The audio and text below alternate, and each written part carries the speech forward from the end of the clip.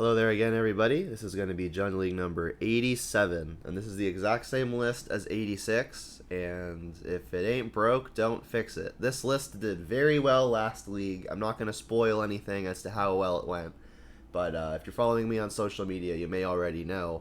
But I'm just going to run it back because it was a pretty exciting league. Bonecrusher really stood out, so we're just going to continue to try it and see if we can continue getting a similar result. We didn't get any stereotypically bad matchups in the last league, which was pretty lucky. So I'm actually kind of hoping we see a couple of those in this league so that way we can get a feel for how Bonecrusher is going to perform versus those. Speaking of bad matchups, let's look at the current modern metagame as we tended to do here. I think as far as this top 15 is concerned, bad matchups would include Eldrazi Tron, regular Tron, 5-color Yorion, Niv Mizzet with the Bring to Light package, and Dredge. I think just about everything else we're going to have a pretty fair matchup against, maybe also excluding Gruul midrange. Gruul, I think, is typically a disfavorable matchup because of all of the haymakers they play. They play just like so many things that we have a hard time outvaluing. But Bonecrusher Giant may be a good tool versus Gruul midrange to maybe equalize that. So it'll be interesting to see if we face it. But again, just about everything else I'm pretty excited about. Heliod in at first, as it has been for a long time, probably a pretty safe number 1. And then Blitz and Jun Shadow kind of been teeter-tottering between 2 and 3 still. And then obviously you can read, so I won't go listing off everything. But overall looking pretty healthy as a format, and I'm excited to play it again. So let's just jump right into the action and see what we can do.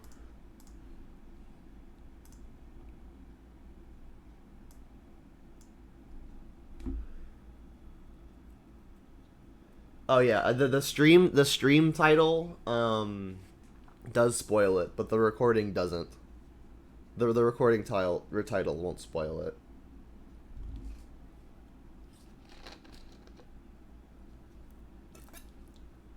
Yeah, it was a good league. Yeah, no Tron, no Niv. I mean, if you play 86 leagues of one deck, statistically, you're probably gonna have at least 1 or 2 where you don't hit any bad matchups, right? Obviously, that helps. It helps when there are fewer bad matchups, but I mean, even if there are a chunk of them, 86 leagues deep, you're gonna get lucky once or twice.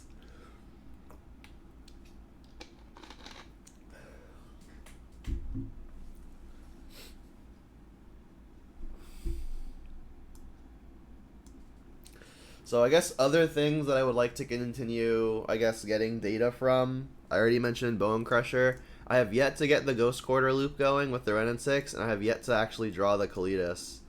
So hopefully we see where some of these tools are relevant so we can get a gauge of their power.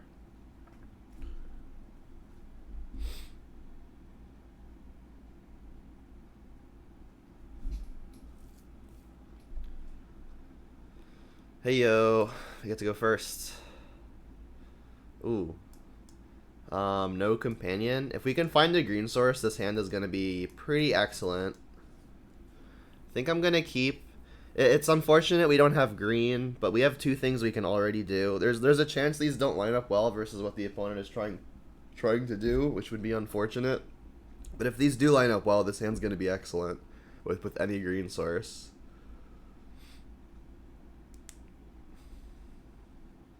We just don't want to draw more green spells at this point. I guess more Blackleaf Cliffs and Blood Crypt would also be bad draws, but every other land is going to produce green.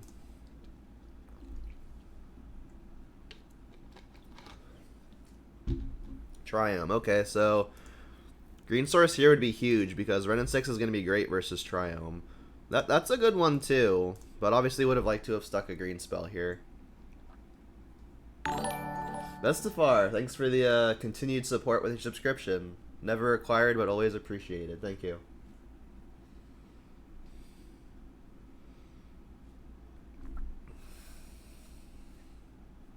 It looks like we hit 5-color Niv. I mean, I'm going to slam the Liliana here. Bloodbraid is a good one, assuming we find the green source. This could easily get countered, which would be unfortunate, but it's hard to do nothing here. Oh, you extended the sub. Thanks again. I forgot you could like sub ahead of time. Much appreciated. Son of a gun, you jinxed it. Yeah, you shouldn't have said anything, Udak. This is all your fault. But I mean, we did say that we wanted to run into a few bad ones to really gauge their power. I'm not tied to like having a super high performing league. I value learning over good results. Alright, well we can Liliana Edict that. If you think I mean never appreciated, always required, yeah. Alright, well we get to at least Edict this, assuming no force plus blue card. And we did draw another land. I almost wonder if we don't play it. I think I'm not going to play it, because like it doesn't actually cast anything. And we also have the Ren and 6. It's conceivable we get the loop going. Like this doesn't actually help us in any way, so I don't really see a reason to play it. Another one. Alright, well if we can enable Revolt in some way, we can Fatal Push the Dryad. So fetch land would be huge here, because then we could get Ren and 6 down and kill this Dryad, which would be nice. Unless there's another Dryad. Teferi, oof, Teferi is going to be problematic. Green source, please. Wow, we've drawn not super hot. I guess we can lead on cycling this, see where that gets us. Okay. We don't have Revolt.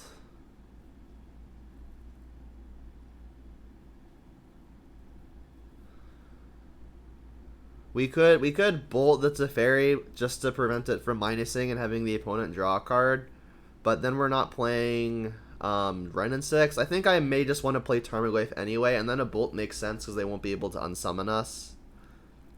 They can play a land and then fetch and then kill a Goyf with just bolts, which would be unfortunate, but at least they're not bolting me twice, and maybe that gives me time to actually be able to kill Dryad. Because if I can grind these resources down and they have lands, then there's a chance we can climb back. Wish I had Revolt, obviously, but I mean, I think this is the best I can do.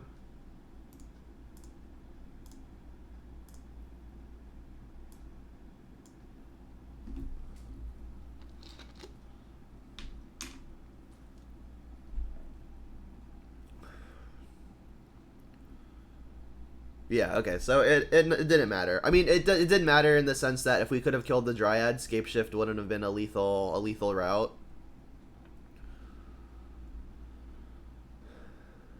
I want to see if they've got any cool lands to fetch out. I am dead here, but let's see if they've got anything cool to know about. I doubt they would tutor it, but you never know.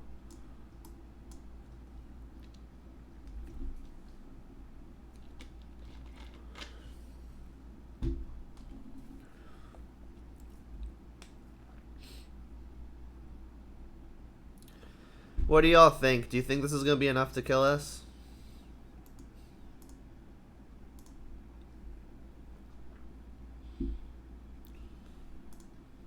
Close call? Yeah, pretty close. Alright, let's bring in the wildfires. Ashiok seems like it's going to be good here. If Moto will let me bring it in. There we go. Let's bring in the pillage. Let's bring in the brutalities. You know, this might be the kind of matchup where Ghost Quarter comes in handy. It seems like they're going to have a good number of basics, but I mean, if I can get the loop going, maybe I can whittle them out. Whittle them out. So Fatal Push is going to kill the Dryad, whereas Bolt is going to have a much harder time doing so. So let's trim on Bolts for sure.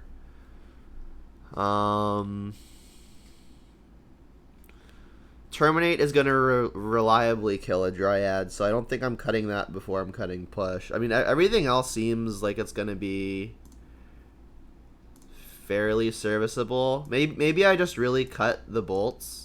Bolts are fine, because like, they can finish off Planeswalkers, but it's kind of only small to Fairy, right? We have other burn spells that'll do it. We've got like Ren and 6, Kolaghan's Command, Bonecrusher.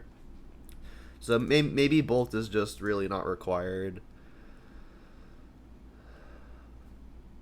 Alright, we need 4 more cuts. Having brought in the brutalities, I could definitely see reason to cut some of the 1 mana discard, but that seems a little ambitious. I think maybe Kolaghan's Command not going to be great. Although having an instant speed 2-for-1 is great versus counters, so maybe that's wrong. I think I'm going to cut 2 Lilianas. There really aren't that many creatures that we want to Edict. It's really just Dryad, and we've got plenty of answers for that. And Liliana's not really strong versus all the various Cryptic Command, Veil of Summer shenanigans. Need 2 more cuts.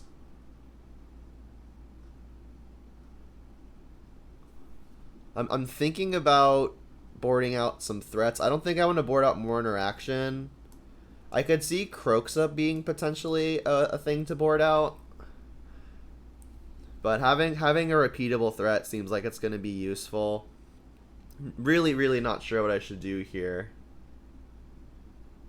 I'm leaning Kroxa just because it's going to be the weakest early play. We have plenty of haymakers towards the top, so I think it's probably safe to take those out.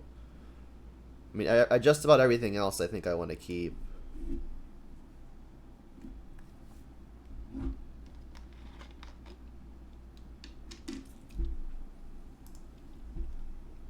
Yeah. So if I play Swamp on 1, I won't be able to play Wrenn and 6 on 1 if I draw it. So what I think I'm going to do is I'm just going to pay 5 here. It's losing 2 extra life, assuming I don't draw the Wrenn and 6, but if I'm going below 18, which is the Scapeshift kill, I really don't think the life matters much anyway. They've got 2 Teferis, Celestial Purge, Elvish Reclaimer.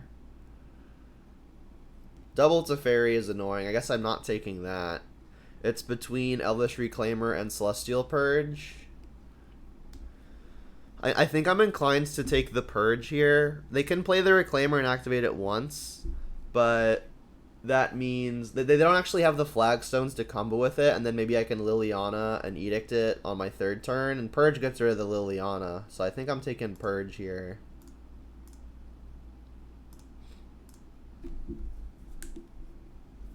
Yeah, Bloodbraid is more awkward versus Teferi, but I don't think I'm supposed to take out the Bloodbraids just because I'm afraid of a Teferi. Moorland's obviously not what we're looking for. I've got Mountain in hand, which means Mire is the worst fetch.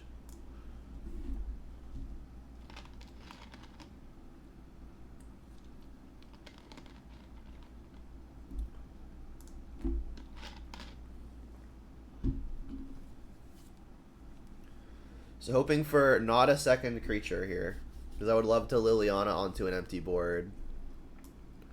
Nice.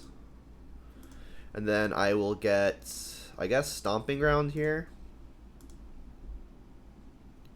Alright, and then another thing we don't want to see is Veil of Summer.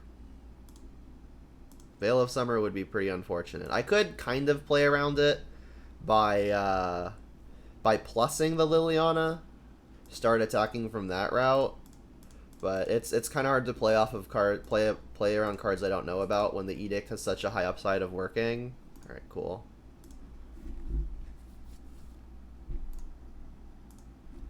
Could have Kolaghan's Commanded, but then we open up ourselves to Remand and Mana Leak, and we know they're playing at least one of the 2 of those.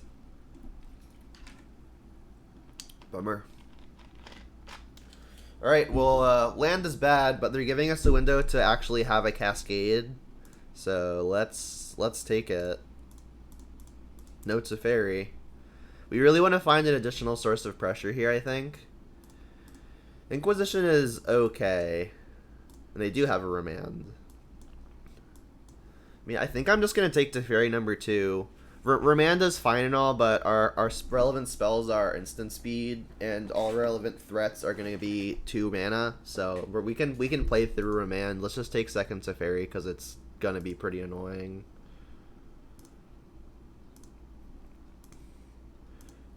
And then if they wanted to fairy bounce this thing, I'll just replay it, knowing we don't get the Cascade. That might not even be the case, because if I can Kolaghan's Command to kill the Teferi, the extra card off of another Cascade may be important.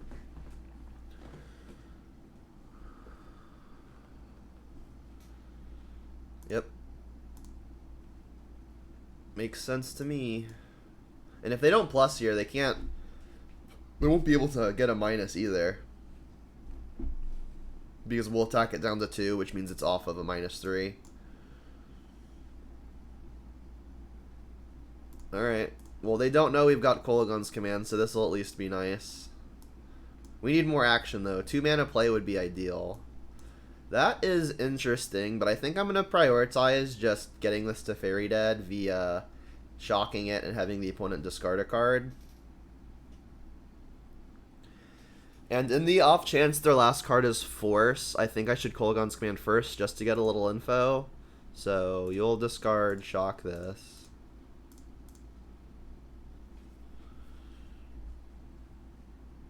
They discarded the Remand. And I can't upkeep it because Teferi exists.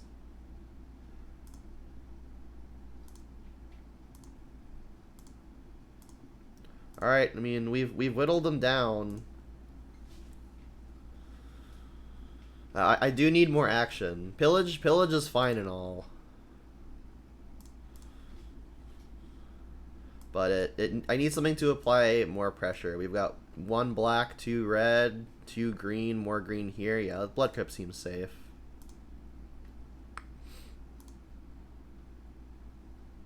I don't know why that command didn't work, Bolt to you. Let me try this. Interesting. Stream Decker was here earlier. Let me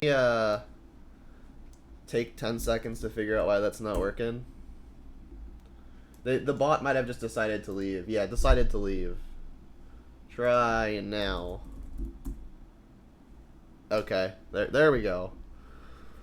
Yeah, I don't know why it decided to leave, but it's back.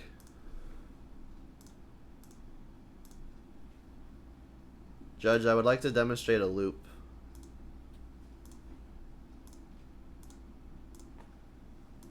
I do think I should take this opportunity to pillage. They've got both of these produce white, both of them produce red. They've only got the 1 green source though, so I guess I'm hitting that. Bonecrusher has been fairly impressive. This is the 4th league with it. In the first league I played, it wasn't a standout. In the second league, it did well, and in the third league, it was very impressive. So I don't know that it's good yet, but I'm certainly hopeful.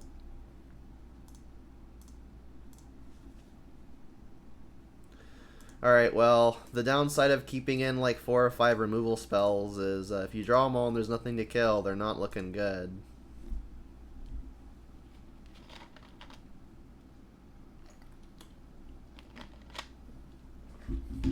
They got nothing? Okay.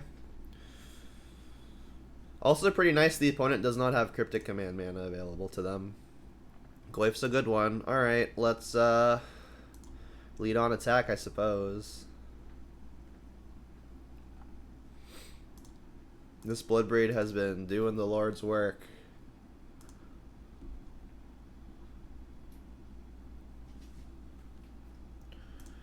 And we can already play around Mana Leak, so let's just slam this Goyf here. If it gets remanded, I actually don't have to be afraid of it getting leaked now, because they only have 1 remaining blue source. So I can pretty safely just replay it. And then I'll play the fetch so I have Revolt available to me. So they have to do something here. Most of their haymakers I think they're far from, which is nice.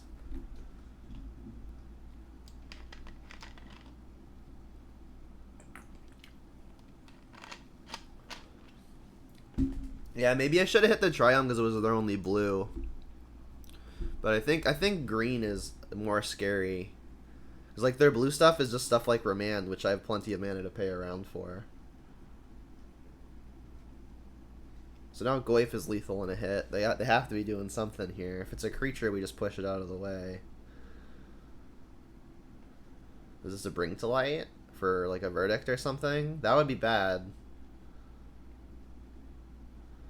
Okay. You got a verdict in your deck? That would suck. We have lots of good draws. Bonecrusher would be great. Bloodbraid would be great. Oh, it's Valky? I mean, they can only get rid of one thing here. And then other thing can kill the Valky. They have to get rid of Bloodbraid. Or sorry, they have to get rid of Goyf or they just die. So they're going to get to replay the Tarmogoyf, but I've got plenty of ways to kill it. So I think I could kill it myself, but I think I'd rather them actually commit the mana to it. And then I'm not going to fetch because I may need Revolt. If we draw Bonecrusher, we just win. If we draw Bolt, we just win because we could just shoot them. Alright, well, having drawn neither of those, I think I have to go at the Tibalt.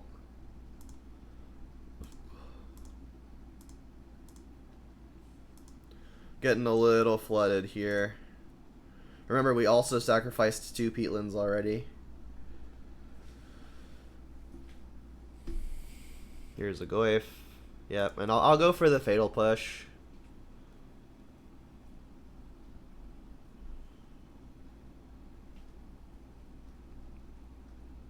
I mean, we're kind of on empty if they deal with this Bloodbraid.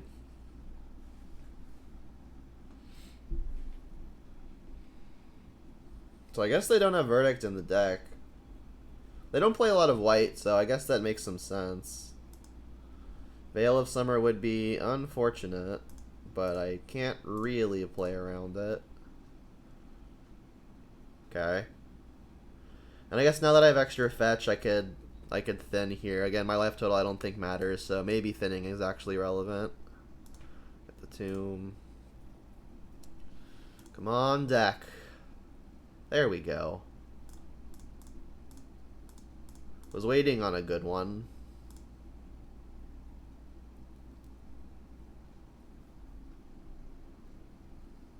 Cool. They didn't want to see if I had any spice in the deck.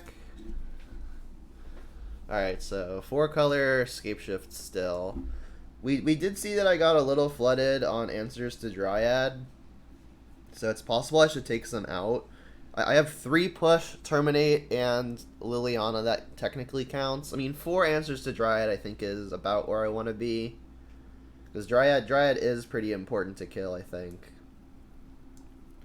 I think I like keeping it as is. I don't need Spellbomb for any reason. I guess they could be playing Snapcaster, but I'm not going to bring in Spellbomb for literally only Snapcaster when we haven't seen it yet. Let's resubmit.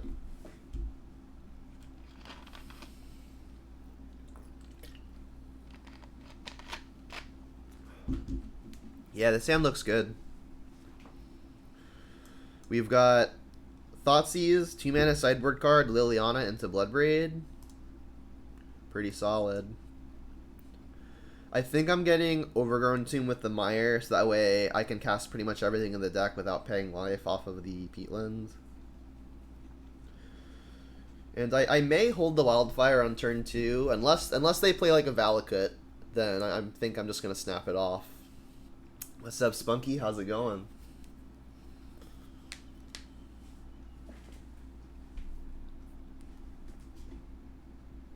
Shock, pass. Alright, so that means Veil of Summer, right? I guess I'll just pass. This is a pretty good bluff if the opponent is trying to just play a Wrenn and 6 on turn 2. But I mean, if they do play Wrenn and 6 on turn 2, at least that means I can Thoughtseize them.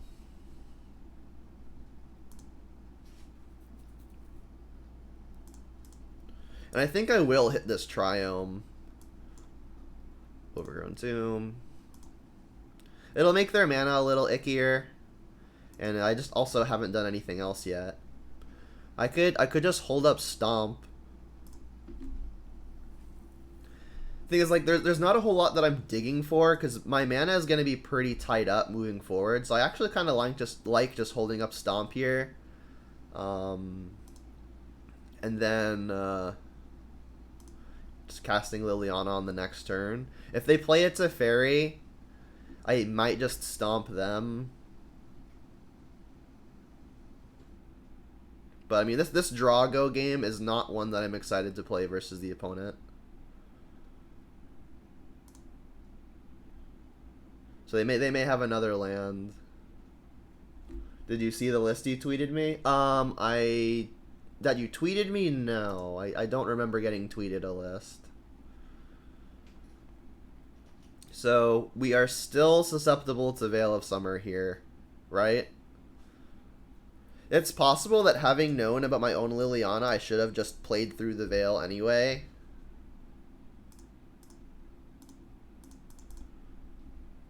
Because then maybe Liliana is clearer to fly. So definitely conceivable that I've made an error.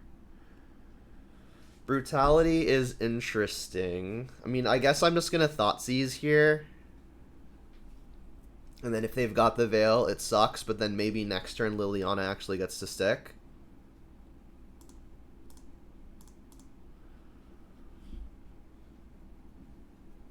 Yep, they've got it. At least we don't lose 2 life. And then I do want to hit more lands, so I guess we'll just use the Wildfire. And I'm going to hit the Triome. Sorry, hit the Misty with it. Because they can play 2 lands and fetch, and then if they've got Valakut, this is going to represent another Bolt. So I think hitting the fetch makes sense.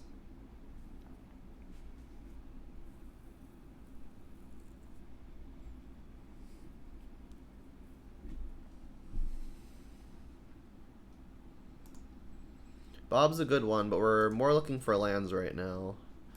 And then we're going to hope that they don't have anything nutty.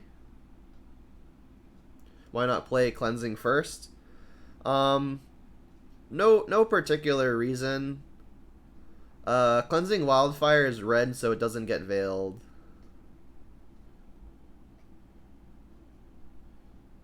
It's a fairy, okay. Plus, sure. Lots of lands, okay. So they don't have the Valakut yet. Reclaimer. Brutal. Alright, so what may need to happen here is I'm going to have to use the Brutality to kill the Reclaimer. We did hit the land. That's good. Alright, I need to kill this so that way an Edict has only 1 creature that it needs to deal with. And then I guess I'm just going to deploy a Dark Confidant because it's the one other thing I can do. So let's give -2/-2 to this.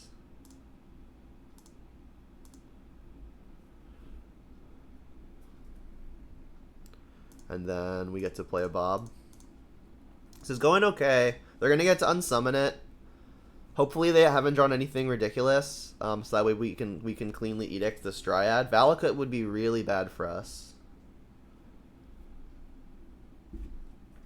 Dreamt up a list willing to pay me to watch you take it for a spin if I'm considering the Dono Leagues. Yeah, I haven't done much more thought on Dono Leagues, but it is something I'm interested in. They found the Valakut. Jeez. Alright, well, they're empty now. We're going to get hit down to 7 here off of an attack, but then we're going to get to Liliana Edict them. Finding Valakut is problematic. Also, I don't think we're within the realm of wanting to play the Dark Confidant anymore, unfortunately. We do have double Bloodbraid, and don't forget we've got Bonecrusher over here, though.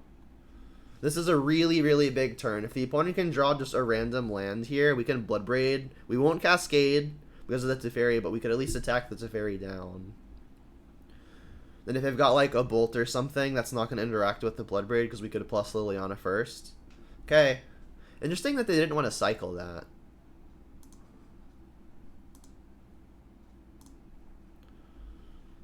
Goyf is a fine hit. I'm for sure just playing this Bloodbraid, even though we're not going to Cascade. I really want to kill this Teferi. What would it have been? Red and 6? Alright, and then I can plus my Liliana and discard the Bob that we don't intend on playing.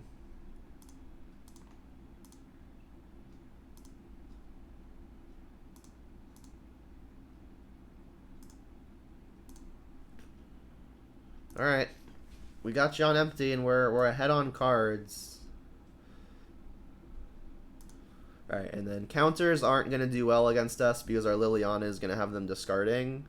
That's an interesting draw. Let's plus first, see what happens. They're just letting it happen. One of the ways I could conceivably lose is if the opponent finds a Bring to Light for something, or if they just like draw a Scapeshift and have the requisite mountains to kill me. Ashiok prevents both of those things. So I think what I'm gonna do here is I'm going to discard Bloodbraid, weird as that may sound. I'm not really short on threats. I've got Bloodbraid in play already. I can play Tarmogoyf this turn if I want, and I've also got Bonecrusher. Playing Tarmogoyf here means I'm paying a life, going to 6, which means I could die to 2 lightning bolts. So maybe that's riskier than I need to be. Do I want to activate this? Probably. I don't really see a reason to not to.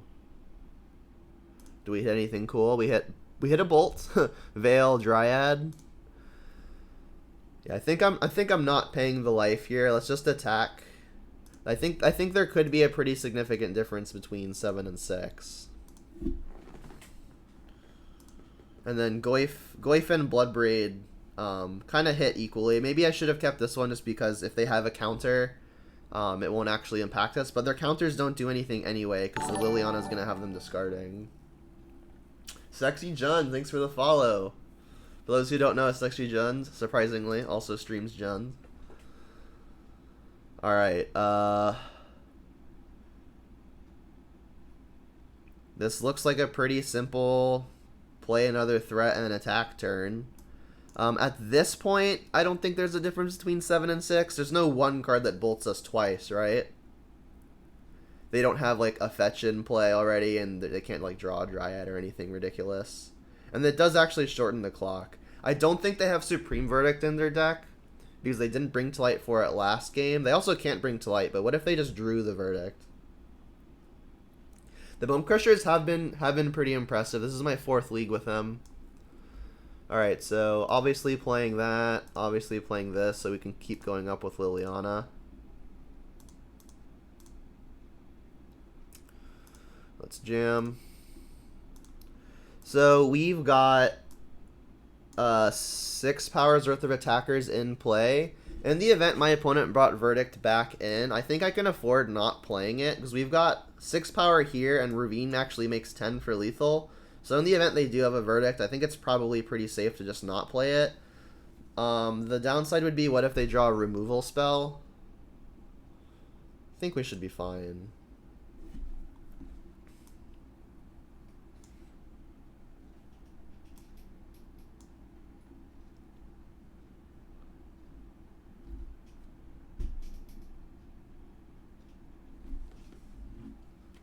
I can also minus Ashiok targeting myself, maybe grow my Tarmogoyf. You like my line, Sexy Jun? That's good to hear. I like it when Jun players agree.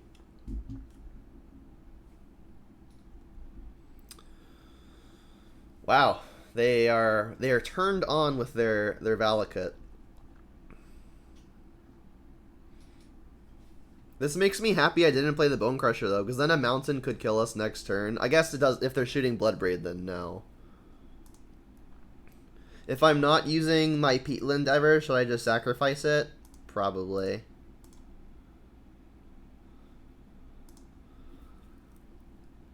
Another Peatland. Alright, so we are at 3 plus 4 is 7, puts you to 3. I feel like it's going to be pretty hard for the opponent to come back from that, and we'll still have Bonecrusher if they've just got infinite removal. So I think I'm going for the activate Ravine here.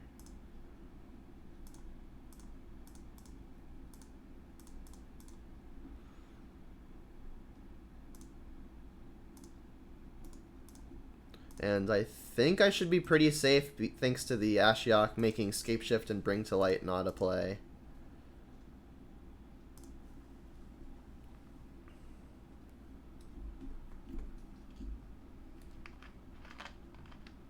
don't know what would do it here. Okay.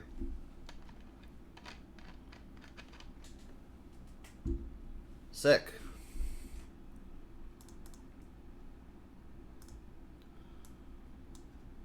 Here's the deck for all who are interested.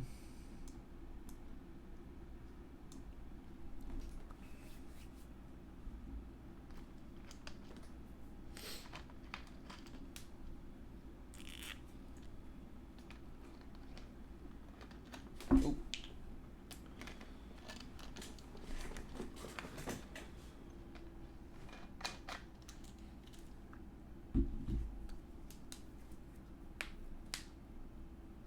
Yeah, 3-2 Gen Trophy still alive.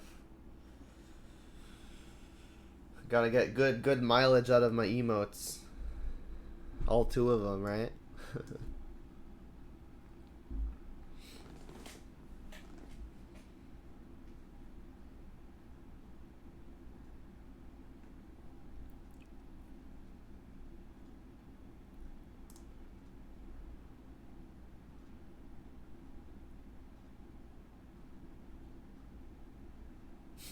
There they are.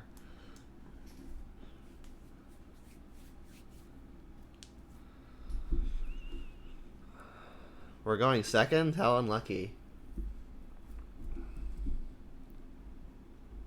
We rolled a 5, but the opponent expertly rolled a 6. This looks a lot like our game one hand last match, where like we had 2 lands and a bolt and a push. I mean, we could cast our Croxes. This hand is missing a little too much for comfort. But I think this is like the absolute low end of what I would want to keep. They mulligan to 5. Uh-oh. That means Tron, right? No one ever is. No one who's not playing Tron is ever unlucky enough to mull to 5. It's not? Okay. Well, Temple Garden means that our hand's probably going to be... Oh, this matchup's got to be so good. We drew the green. Sick. Alright, so... I'm so far ahead that I feel like I probably just should play around just random BS like Atarka's command. Like if they go play a land to make this bigger and then Atarka's command to save it. I guess push always kills it. Yeah, let's just go Swamp Go. I'm not playing around Veil of Summer game 1.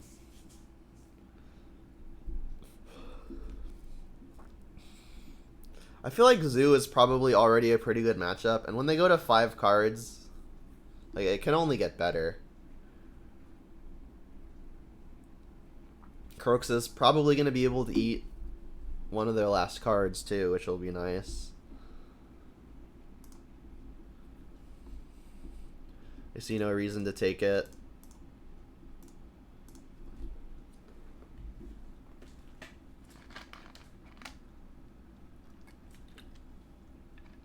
That deck could run Goyf. It could run Goyf. That is true. Alright, well maybe Croxa doesn't actually eat anything. Okay, Croxa gonna get to eat something. And I think I should probably cast the Croxa. So I can get Stomping Ground here. I wish I had like a Goyf or something, but don't have that luxury. I could obviously Bolt to save a little life, but using this as kind of a removal spell also seems cool. Oh, it was just a land anyway. Alright. Alright, so can I beat 2 Burning Tree Emissaries? I'm gonna guess yes. Don't want to take 4? Yeah. So Vexing Devil, that probably means they're on an evolve list with the ooze that like you can remove 2 counters to do a thing, regenerate, right? There's the Goyf. All right, well I think I'm just gonna play the Goyf, play this tapped, right? I could shock going to 7. I can block. I actually do think I should shock, right? Because, like, not shock. They're probably going to suicide these into the Goyf anyway. Which means I would take 2 from the one that hits me, but I won't have to use mana on the following turn to kill it. I could just do it now. So, going to 7 makes me nervous, but I'm feeling pretty safe Assuming I can deal with what they've got going. Because, like, all of their lands are bad draws. Most of their creatures are bad draws. I just need to avoid double burn spell. So I'm going to try to stay above 7 if possible.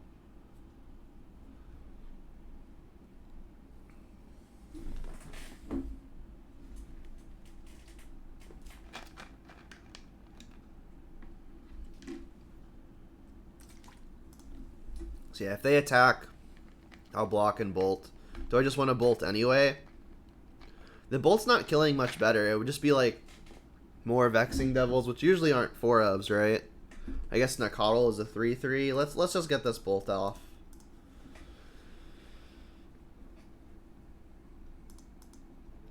And then ooh, not casting that, I don't think. I guess I get this Wrenn and 6 going. If I'm willing to go down to 6, I'll have another land to cast my Bloodbraid and Escape Croxus with. So let's go green, red, and then I think I'm gonna get basic Mountain so I can cast this Croxa out of my hand.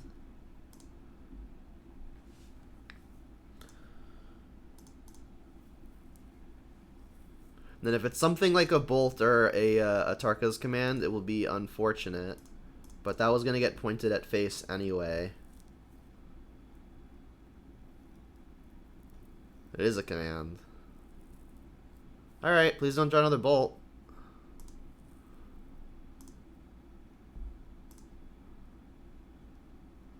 No Bolt, please.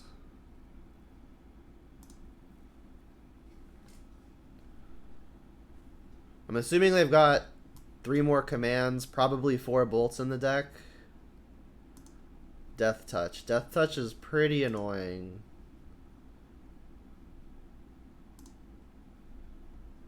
Ooh, Bonecrusher. That's a good one. So I can stomp this out of the way. Alternatively, I could just cast Bloodbraid, because like if this hits a removal spell, I could conceivably have an attack.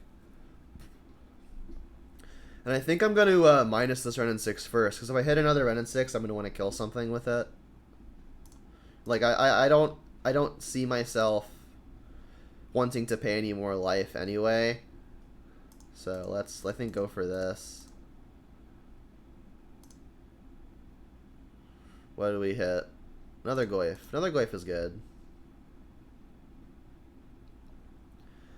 And I think second Goyf means I can attack with the Bloodbraid.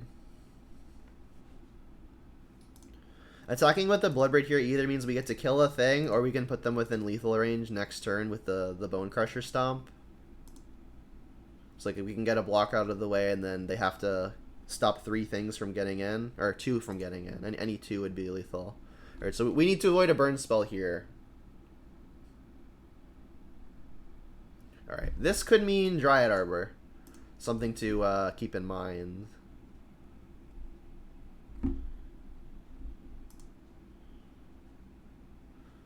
Does that make it any easier? If... I guess I only have 4 mana. If I get back Wooded Foothills, I'll have access to Stomp and Kolaghan's Command. So if I just kill both of these things and attack, there's no way they survive, right?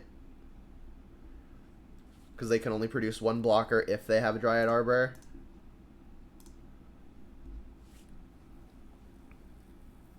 So I think this should just be a W. As long as I don't shock here.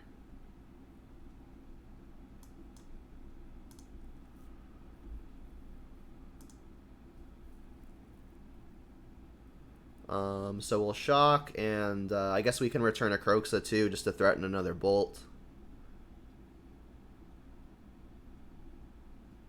So return a Croxa, shock a Death Toucher.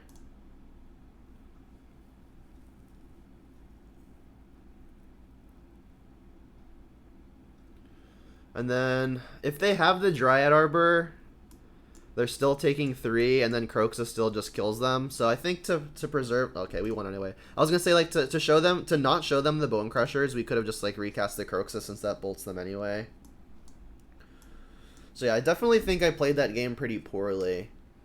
There's no reason it should have been that close. I'm not sure what I could have done differently, but I can re-examine later. So... Brutality doesn't actually kill a lot, right? As far as -2/-2 goes. But the first mode can be pretty relevant, taking either a bolt or a command. And I'm assuming they also got like stuff like Path coming in. They didn't companion Luris. Does that mean anything?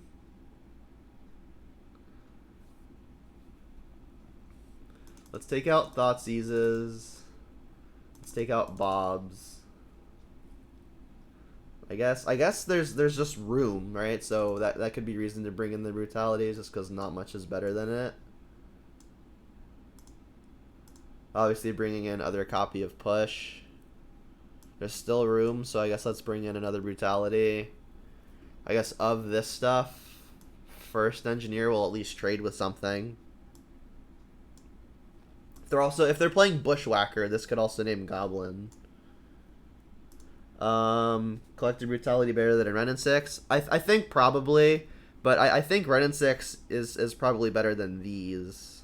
They do play some number of X ones, right? Like if they're playing 8-Whack, they could have all those various goblins. So I definitely think Brutality is better than the Ren and 6 here, but I think Ren and 6 is probably better than these. Like next in line to come in is probably just next Plague Engineer, right?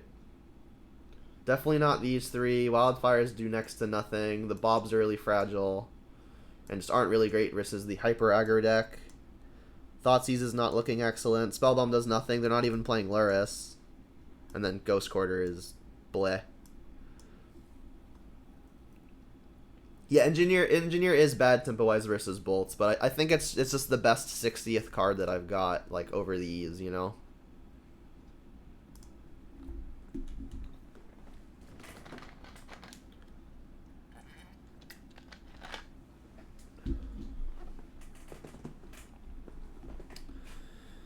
Yeah, Sand's a thing. We've got 3 removal spells and a threat, because Bonecrusher is 2 of those.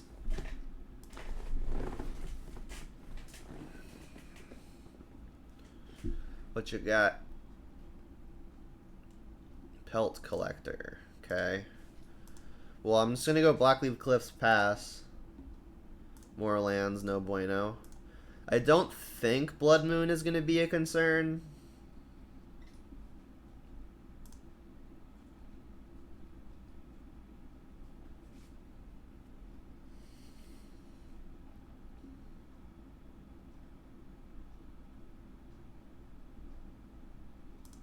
Burning Tree number 1. And then I'll bolt the Pelt Collector in response to whatever next creature they put on the stack.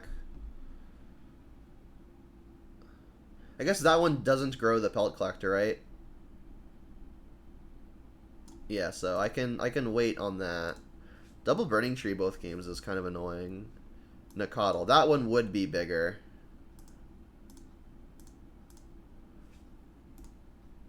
Kind of a quick start here. They've got a Tarka's Command as a leftover? Wow. 5 creatures by turn 2? That's kind of insane. I guess I have to take the damage. Liliana's just another removal spell. It looks like I'm probably using this turn to terminate Nacatl.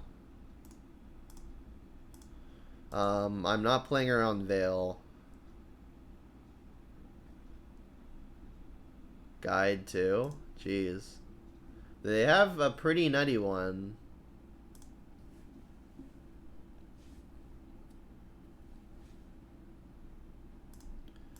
Please no Veil on top of everything.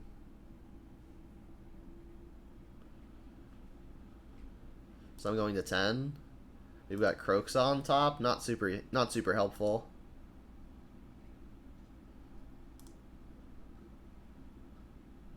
Is it conceivable that I just cast a Bonecrusher here as a 4/3? I think it's probably better to just play the Liliana. If I Liliana Edict, they'll sacrifice probably a Guide. It attacks just as well as these. And then maybe next turn I can target something more relevant if something more relevant pops up. It's not great, but Liliana isn't getting much better, and I do need to use it as a removal spell. It's also more mana efficient, right? If I draw a 2 mana thing to do next turn, I could stomp and do the other 2 mana thing. Really gonna have to hope that they've got pretty much only lands from this point on. That's a land.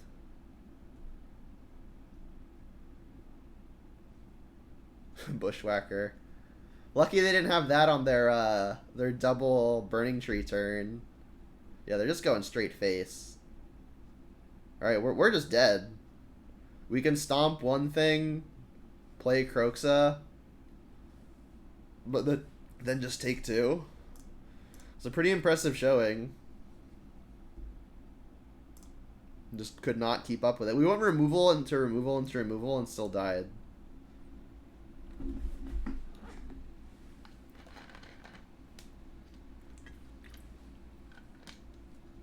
I think I'm gonna resubmit. It's possible now that I'm on the play that Thoughtseize becomes better because I can try to cut off their nuttier draws. I mean, I'm still not sure what it would be better than. Like for sure the first card coming out, if a card comes out, is Plague Engineer. So like is Thoughtseize better than a Plague Engineer? I'm not sure. I think I'm just gonna resubmit. Being on the play is huge, though.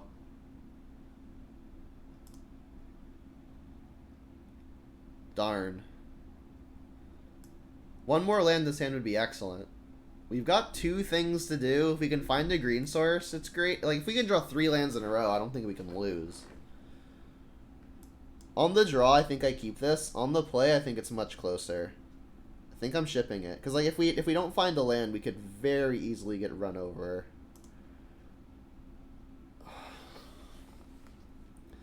Similar situation. I think I have to keep this one, though. I think I'm going to keep all of the 1 mana stuff. I can see bottoming. Not Goyf. Goyf is going to stonewall everything. It's got to be one of these two. And I think I'm going to keep the Bonecrusher because it's another threat. So, bottom of Brutality.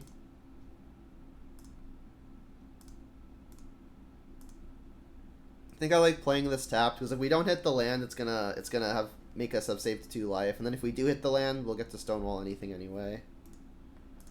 Pretty unfortunate. We're not out of it yet. If we can hit like a Blood Crypt, or I think Blackleaf Cliffs would be the actual nuts. If we can hit Blackleaf Cliffs, will be good. I mean, it's a land. That having a land is nice. I could play around Veil of Summer now. Maybe I just have to. Yeah, sure. It's such a disaster if they've got it at this stage. Let's just play around it. I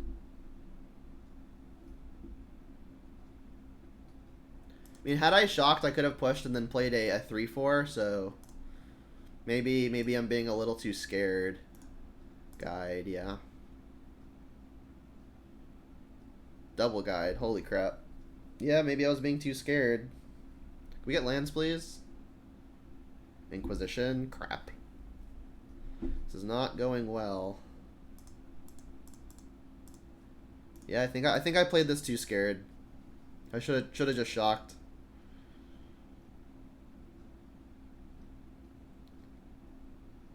We're at 3/4 right now.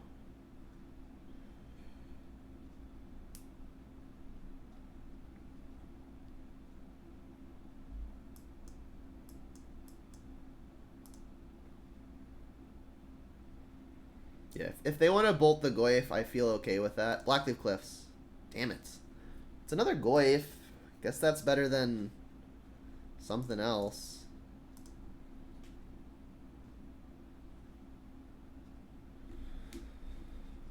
Atarka's command does not put Guide out of range of dying to a block. It would put us to 9, though. 8 when we play Peatland. Oh, wow. Mutagenic growth is not something I would have expected.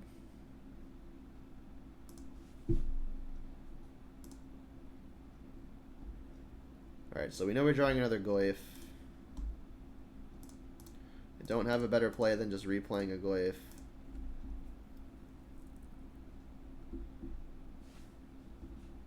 You have Dryad Arbor here? I would assume. No? Okay. Gotta get lucky.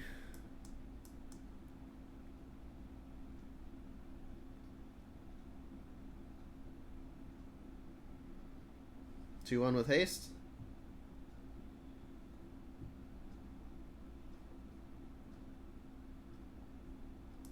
I'm gonna snap off a block. Give us a land. I guess. Blackleaf Cliffs. Okay. I mean, we're in it.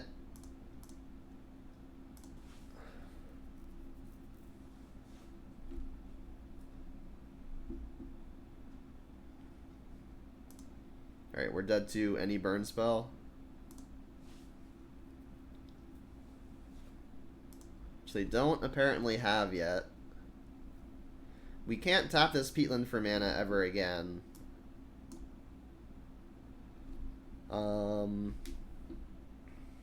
I could Inquisition now and then fetch Basic Mountain to have this bolt. I think that's the line.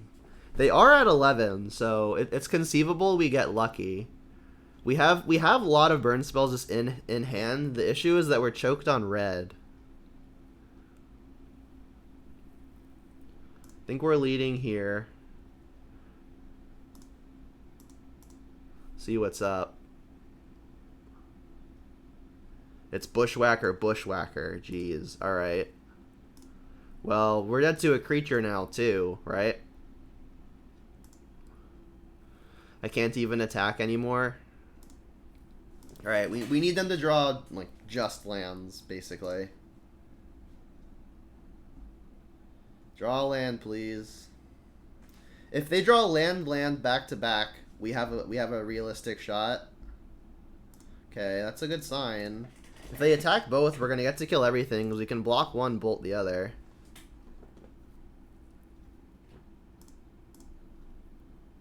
Basic Mountain here.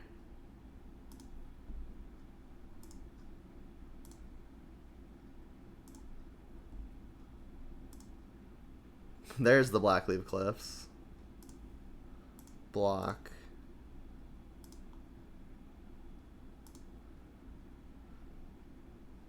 So if we, oh, they did file land. So if we draw a bolt here, we actually, oh, we're one short actually. All right. Right on 6. I mean, I think we're in get lucky mode again. Most of their creatures don't have haste. So I guess what I'm gonna do here is play a Blackleaf Cliffs tapped, hold up removal spells, attack for 4.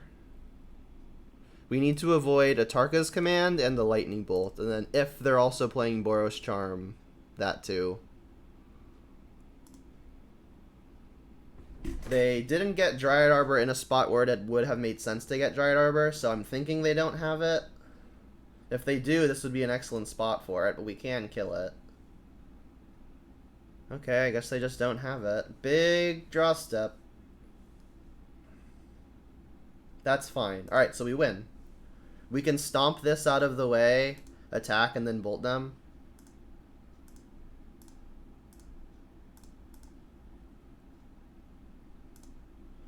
Nailbiter.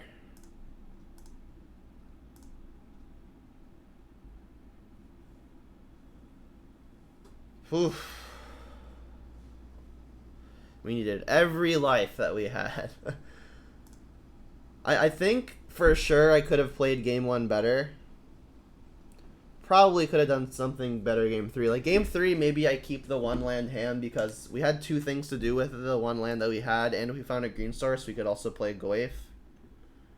So it's close. We're really good at drawing 1 bolt, 1 push. At least we have green this game though.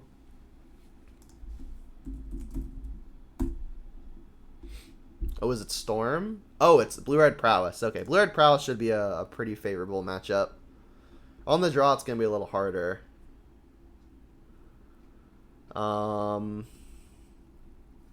So Bolt is going to more easily kill Stormwing Entity, so I think if it's between Bolt and Push, I should go for the push first.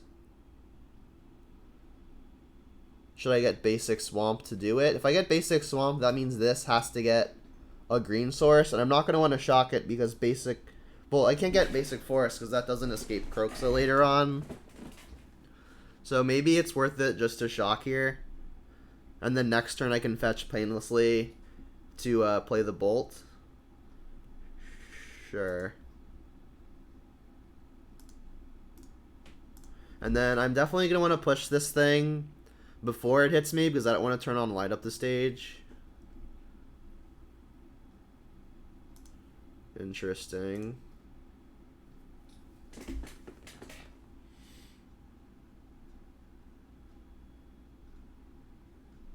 Okay. Definitely gonna kill this. And maybe they meant to Manamorphose there. Because they did tap 2 and then just like didn't do it. Second bolt is comforting. I could just play Mountain here and cast my Croxa, which I think I'm gonna do. If they had another 1-mana creature, assuming no misclick, they probably would have done it. This seems like the best window I'm going to have access to resolve this.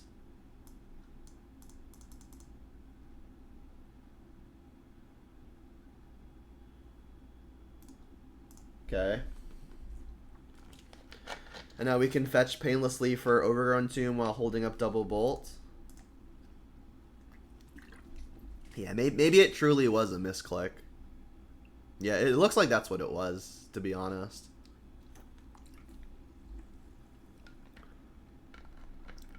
Alright, so any burn spell is going to put the Stormwing out of range of a bolt, but having a backup one is nice.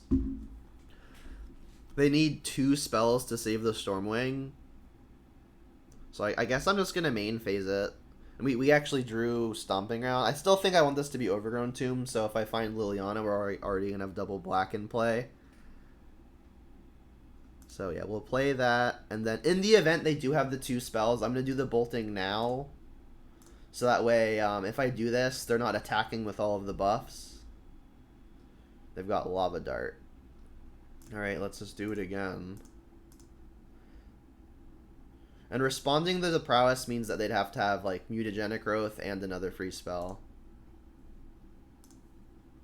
Alright, and then next turn we're going to get to Bloodbraid. And hopefully that's enough. We could also just cast Croaks the next turn, which might just end the game faster.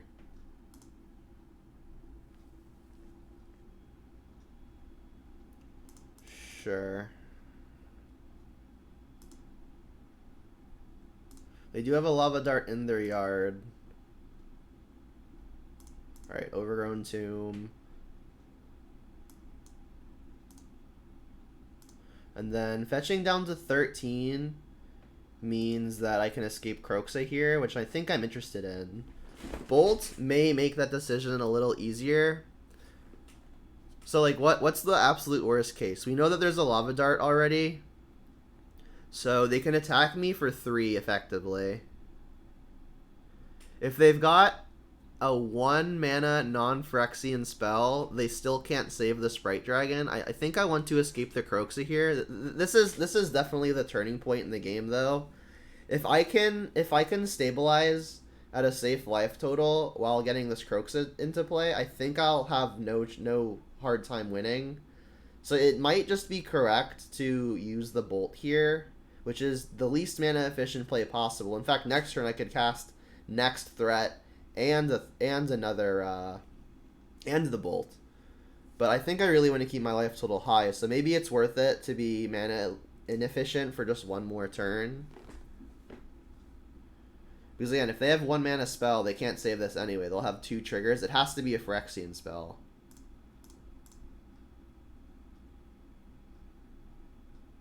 Cool.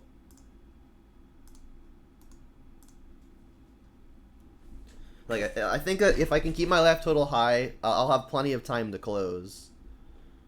Because, like, if I play Croxa here and they hit me for, like, 5 or 6, there's a world where I could get burned out. And I think I just want to avoid that when I have no shortage of pressure. Alright, and now we'll Croxa. Red, red, red. Black. black, everything.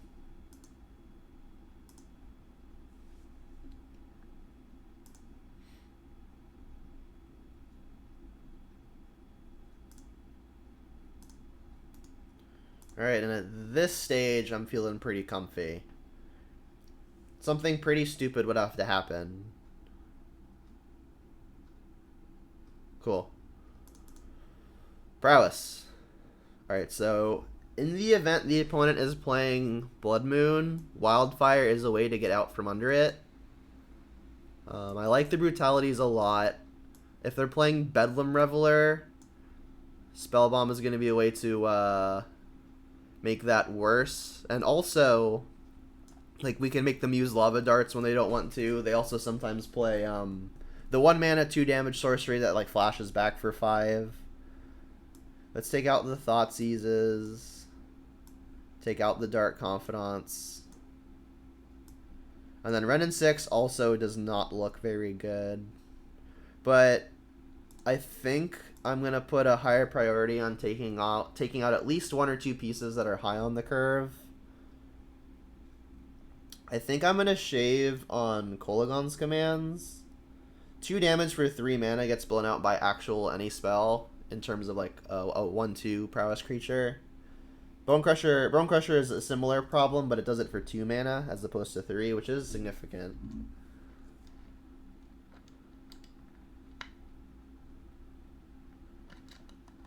I think I'm trimming at a minimum a Renin 6. These don't really do a whole lot. They kill only the Sprite Dragon if it hasn't already grown at all, which isn't great. I might just take out another. If the opponent has Relic of Progenitus, that could definitely make Tarmogoyf and Kroxa worse, so maybe it's conceivable I should cut one of those just so I'm less soft to it.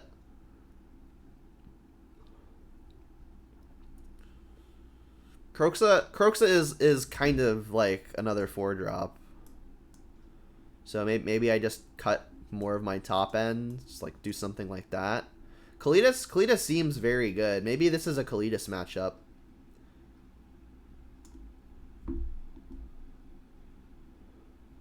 I think on the play I'll bring the Kalitas in. It's probably better than a Bloodbraid though, right? Or you know what, let's keep the Bloodbraid, maybe I take rid of the Kroxa. How's that look? Like, I'm not super optimistic about my 4-drops in general, just we're on the draw versus the fastest deck in the format. But I mean, if we can stabilize and slam a Kalitas and get an attack in, then it's possible we can't lose after that. Let's try it.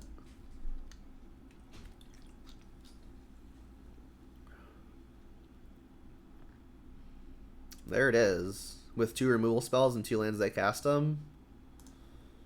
Okay. I like what you're putting down, deck. Another removal spell. Wow. So, is Blood Moon something that I am realistically scared of? I think I'm just going to shock the Tomb here. I have another turn or 2 to decide whether or not I'm actually concerned about it. And then gonna lead on the push here because, again, Bolt is going to be a way to kill Stormwing. And also we've just got 2 pushes, which means that we can kill something next turn without having to shock in a Stomping Ground too.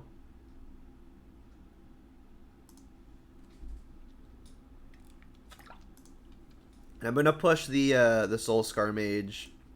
Because after they're both attacking, Soul Scar just strictly better since it has another ability. And then we're gonna hope for no light up the stage. Okay, that's interesting. I didn't think about that. I mean, I still get to just shock a Stomping Ground and kill both of their things here, set them back to square 0. That definitely puts me in danger to Blood Moon.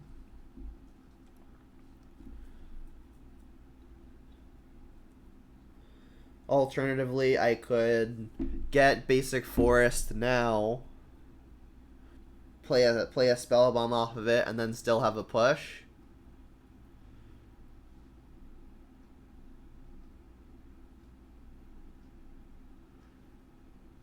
I think Basic Forest is probably going to be more important than Swamp, because Forest casts Tarmogoyf and Bloodbraid Elf, which are 2 better hits. We need 2 Swamps for the Kalitas. The downside, obviously, of getting Forest, though, is that I'm not killing both of their things here by Shocking Stomping Ground, but I would just die to the moon. So, like, am I able to afford continuously getting hit by another, I guess just either of those, whichever one I don't decide to kill? I think I'm leaning towards just not playing around Blood Moon, to be honest. So let's not play around Blood Moon.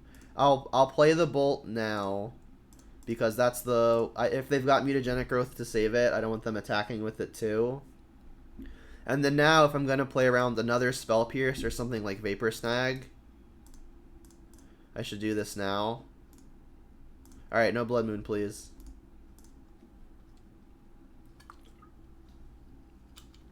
Okay. So I'm rewarded for not getting attacked by multiple things that would witness Prowess triggers. Would like to find another way to kill this here.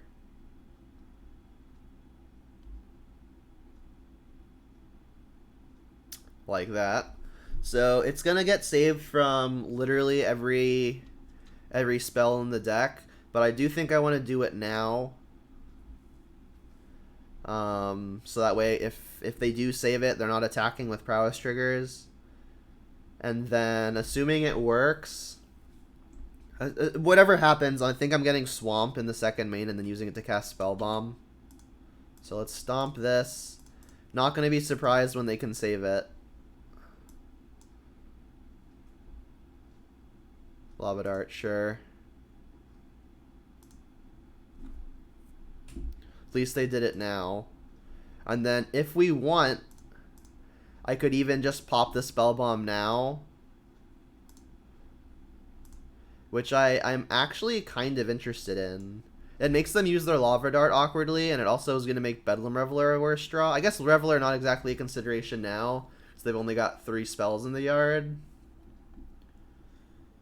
If I don't hit the land, I do have a Bonecrusher anyway. I think I'm actually going to pop the Spell Bomb now. It may seem weird, but I don't want this representing an extra point of damage next turn.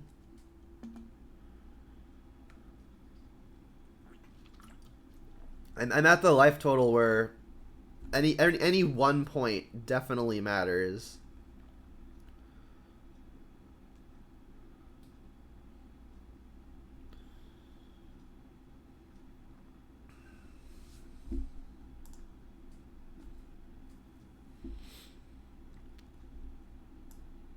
And then next turn we've got the Bonecrusher at a minimum. Oof. 4th creature is going to be a problem. You got a spell after it too? Wow. Alright. So we're going down to 5. They're on empty. Or sorry, to 3. Kolagon's Command. That can kill the Sprite Dragon. Unfortunately, there's not really a good other mode. I think I have to kill the Sprite Dragon and hope they find the land. We're dead to any spell, but that's also the case if we play the Bonecrusher. So, I mean, we're going to stabilize at a higher life total if I use the Kolagon's Command now, and I can't upkeep it, or in response to draw step it, because then they could save the Sprite. So, you'll discard, kill this.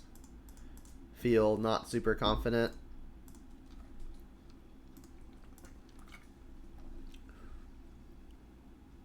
That'll do it. Alright, we get to be on the play now.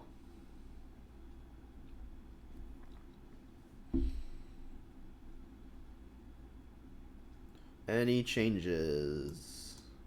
We didn't see Blood Moon. So maybe Cleansing Wildfire is a little too scared. Delatrius.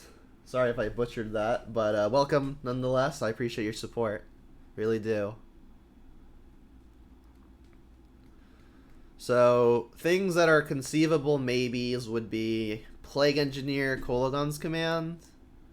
But, I mean, 3 mana is a lot of mana. I guess on the play, Thoughtseize does get better. Still probably weak, though. I think I'm going to run it back. We had a fairly good draw, but the opponent's third and fourth creatures were problematic, especially after they were able to counter one of my spells. This is kind of what I was worried about, in that our curve is a little on the high side. We can kill the first thing, we can cycle turn 2. Peatland dealing us damage is worrisome, but I don't think I can shift this ever. Destroy the aggro pleb. I'll do my best.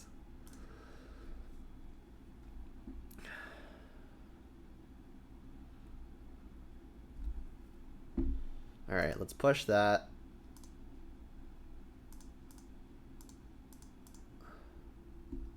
Come on, lands. So I think I actually want to just Wildfire here as opposed to holding up a Stomp. We're going to have access to Stomp next turn, but Liliana-ing onto a 1-creature board I think is going to have a much higher upside, and then Wildfire cantrips. So I think I like doing this just so maybe we get to hit the land. Not exactly. This is exactly what I was worried about, is getting choked up at the high end of the curve.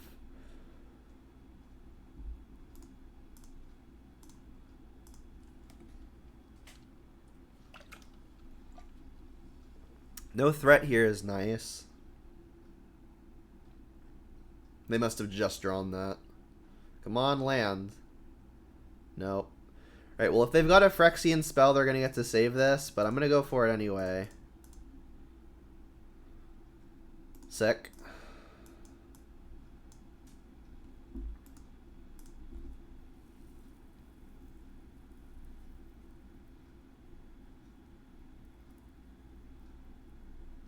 Are they thinking, like, Bolt light up the stage? They must have been drawing these creatures, because otherwise they would have cast Swift Spear before the Serum Vision. So I'm thinking these are off of the top.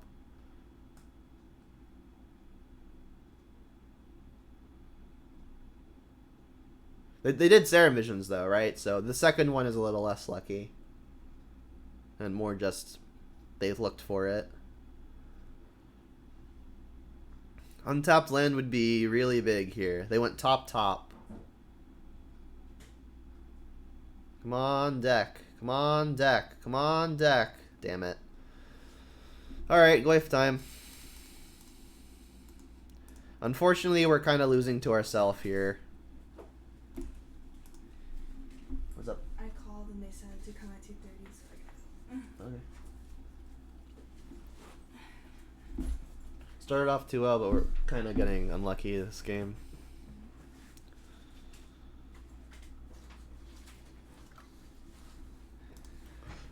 Dart and a Stormwing. Yikes.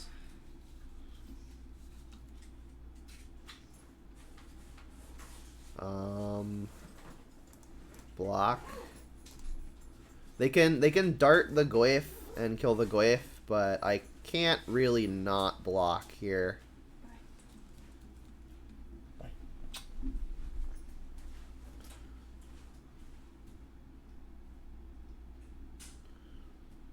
Come on, deck. Come on, deck. I guess. This means that we can push the Swift Spear. Maybe be able to Edict the Stormwing. Do I want to pay the life to get the Spell Bomb down? Probably. And then I could do it now to make the Lava Dart awkward. And I think I do want to do it now because Lava Dart is probably something that they're going to want to combo with the Stormwing. But if I do it now, that means I'm not drawing the card. I think I'm in a position where I just have to get lucky. I'm pretty far behind. So I think I'm just gonna have to get lucky here. And then should I use this push now because I don't want to get got by a Spell Pierce? I think so.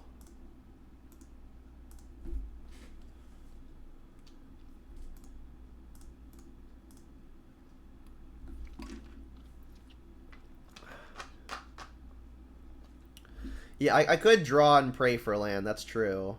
Come on, deck. We're in a similar spot.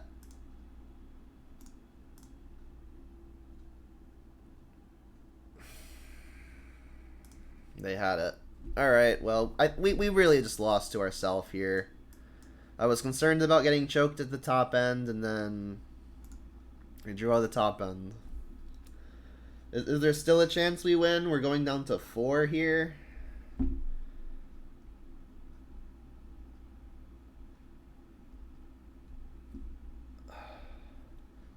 So I get to Liliana, Edict. I die to anything. We have the Kalitas, right? So if we go to 2 and we can stick the Kalitas, if they draw blank into blank, we could get there, but we die to, like, actual anything. That's not actual anything, but that turns off our Peatland.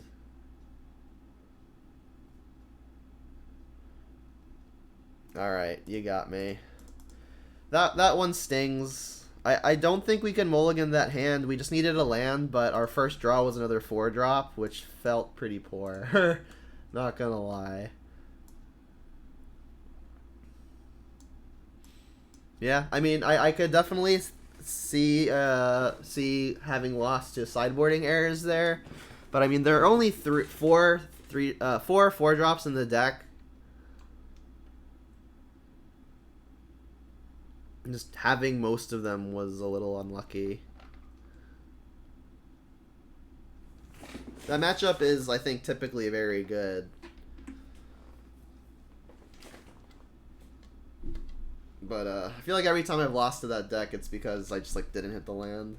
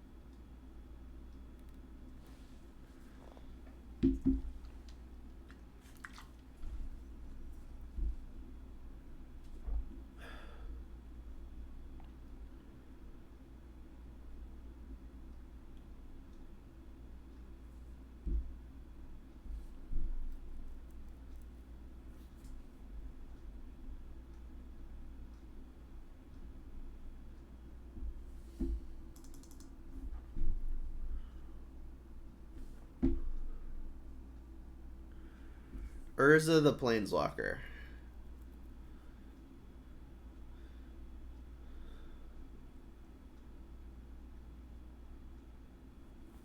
Yep, this is a keeper. Bonecrusher looking good here. We don't have any removal except for the Bonecrusher, and we don't have a threat except for the Bonecrusher. So it doing 2 jobs is looking pretty nice here. Bobble Hollowed Fountain. I can't say that I've seen that opener before.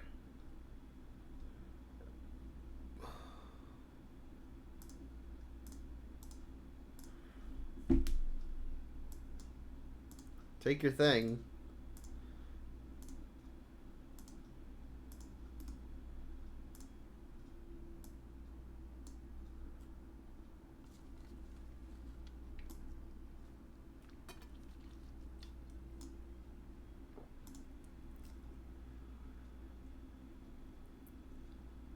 Goyf. Goyf's a good hit. Should probably just stick that. There's not yet a land in the yard. I need my fetch to get a black source so I can cast Liliana's and escape Crox's. So it would have to be Overgrown Tomb, but then I don't have untapped red. So I think this is just going to be a turn where I play Forest. Bonecrusher has been good. It's been fairly solid.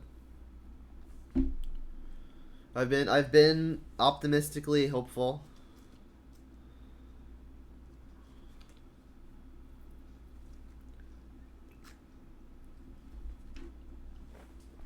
So next turn, I could just play the Bonecrusher as a 4/3, which does attack past the Urza, and is the last turn I can do so under Cryptic Command. But then the opponent is going to have their Urza. Like, I haven't Thoughtseized it yet. So it's close. Alright, we know they're going to get to play their Urza next turn because they played a land we didn't know about.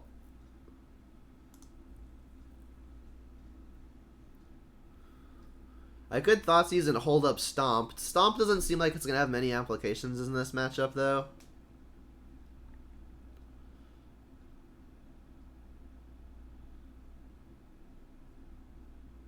Ooh. Well, it might just be the turn for that.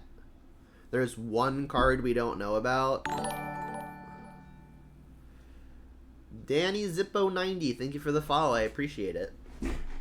So I think we're getting Blood Crypt here and playing Liliana. In the event they have a counter, I think I want to do this first so that way we grow the Goyf by 1 on attack.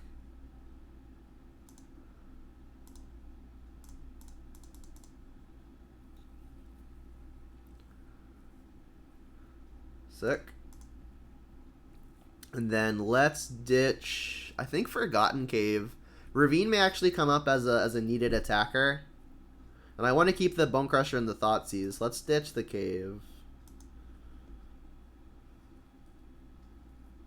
So this puts only enchantments on top. They ditched Urza. Wonder what that could mean. Maybe they just have a duplicate. It may come up that, assuming they don't find another artifact, we stomp the Urza token and then can use the Liliana to edict the actual Urza. We'll see. So they do have Cryptic available via Chromatic Star. And I'm going to lead on attack so they can't like also tap Tarmogoyf or unsummon it before I attack. So let's attack first.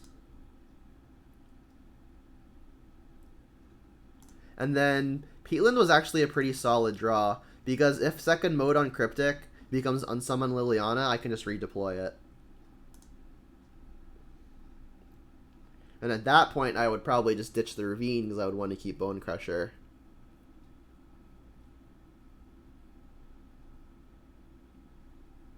Liliana was a real good draw there. It's going to do a good job pressuring all the expensive stuff.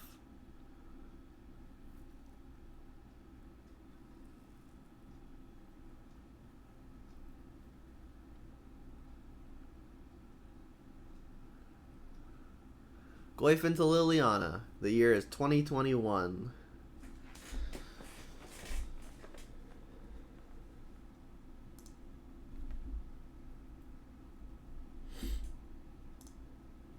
I guess something I could have done differently is I could have plussed the Liliana first. So that way this doesn't happen. But I think I want to keep the Bonecrusher in hand anyway. Alright, so I'm going to Liliana first. And then plus with that. So the opponent discards without the information that I intend on Thoughtseizing them.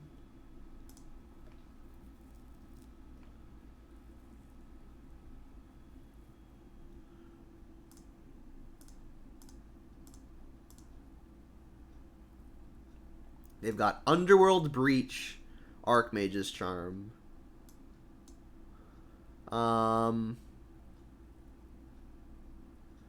Well, Archmage's Charm is more problematic, but I think I'm so far ahead that as long as I don't die to some obscure combo, I should be good to go. Taking Breach, though, they can just put it back on top with the Hall of Heliod's Generosity.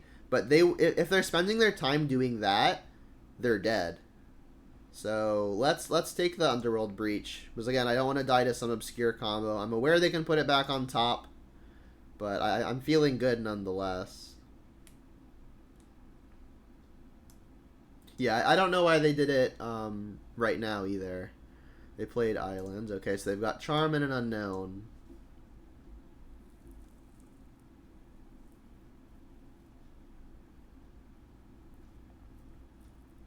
So Goyf on its own is lethal within 2 hits. Wow, they drew the Grinding Station. So we're in some trouble here, right? They can put the Underworld Breach back on top And they'll have Charm backup. Yeah, he would have had it. We're going to get to Liliana plus having them discard the Charm. I guess if they draw 2 in response, Inquisition is nice.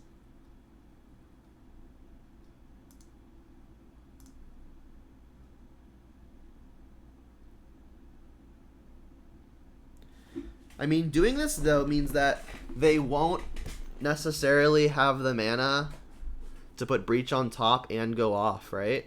They'll be able to get Breach into play, and they can start looping the Bauble, but without ways to make mana, I don't know that it's going to be good enough.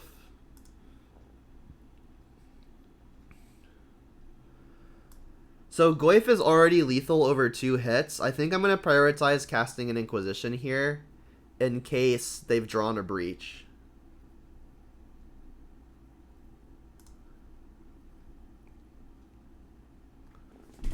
Because the opponent drawing a Breach is a way that I definitely lose this. We're not, like, missing lethal, right? No, yeah, they'd go to 2. I'm dead unless we have lethal. They can execute combo, but they won't have they'll only have 1 mana available. Yeah, I'm aware they flashback Bauble, but that doesn't on its own kill me. They're short of mana. They put it on top, cast it, they're at 0 mana.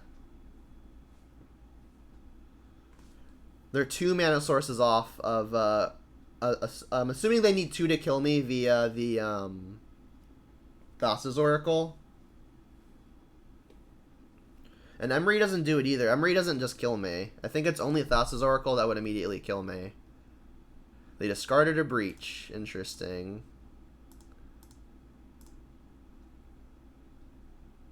They kept a land. Alright, so yeah, they need the mana, which is why they're doing this. Alright, so we have to hope that they can't find it with only 1 mana to contribute towards the combo, because there isn't fast mana anymore, right? There aren't like spirit guides they could find. Yeah, Emery Mox Amber would be the way to do it.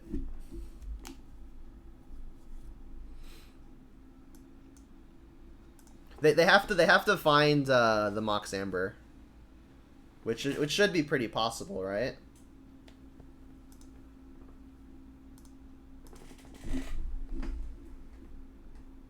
Yeah, I could find Bolt. I'll do it to I'll respond with it to first iteration of combo. So let's just do it now. Bolt would make it a lot easier. Not quite.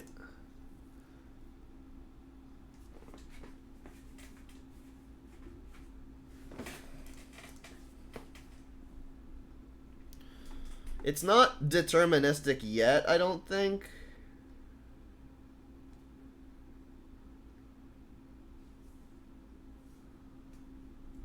It is looking, though, like we were just short. Because they don't have mana anymore. They need to find Amber with this. Oh, and they did it. Is it actually deterministic? I don't have enough experience with this deck to know. They're only gonna get to keep 1 card in their yard with every loop. So I guess as long as the last card is the Oracle, right?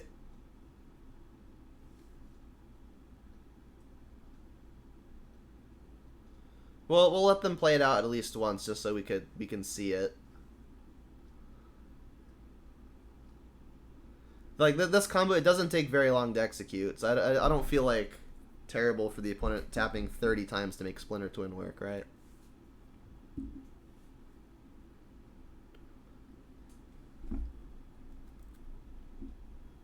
Yeah, it looks like we were just a turn short.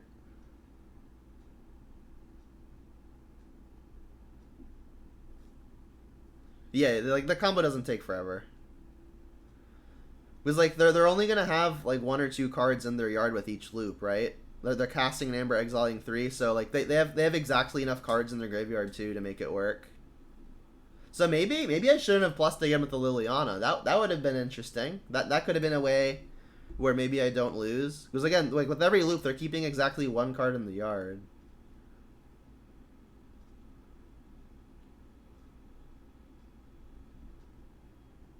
You've done combo in 45 seconds? That's pretty quick. Yeah, they're just making as much mana as they could ever want because of the Emery. Our sideboard for this matchup seems very good. We do want to actually ensure that it is a Thassa's Oracle kill. English is hard. Norath Decay, thank you for the follow. I appreciate your support.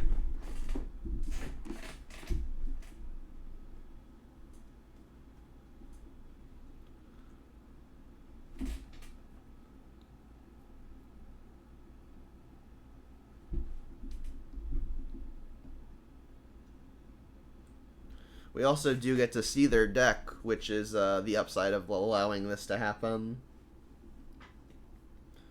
They got some Teferi Time Revelers.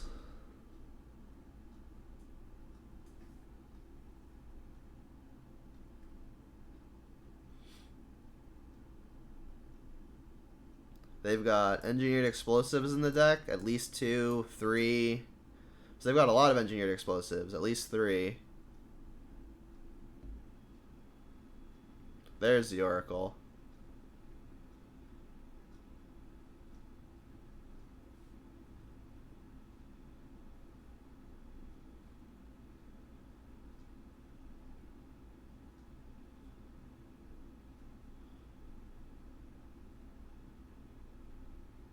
Now you just cast the Oracle, and that should do the trick.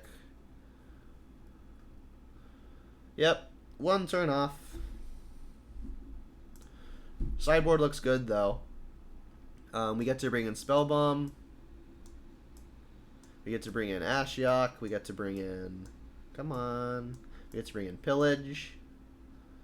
Do we want Push? I don't think I want the Push. We've already got 3 Push, 4 Bolt. I'm probably even just cutting a Bolt. Push kills Urza. Does Brutality hit anything relevant? Not really. I mean, I guess it kills Urza. No, it kills Emery. It also takes things like Cryptic Command, which the opponent is playing. So it's possible. These Bonecrushers don't look great, but they look good in that they're a threat. I think I'm gonna cut some of the Blood Breeds because they're a combo deck. I don't really feel like tapping out against them a whole lot. Croxas don't seem very good. I think I want to cut another 1-mana removal spell. And if it's between Push and Bolt, I think it's going to be Bolt. We need Revolt for Push to kill most things, but Push can kill Urza, which seems like big game. Then maybe I just cut one more off the top. Cutting a lot of threats makes me a little nervous. Is it worth it to try to squeeze the Brutalities in? Don't know what it would be in for. I mean, having something that kills Emery and can take a Cryptic Command seems pretty valuable. And we were a turn short last game. Even the Drain could be relevant. Who knows?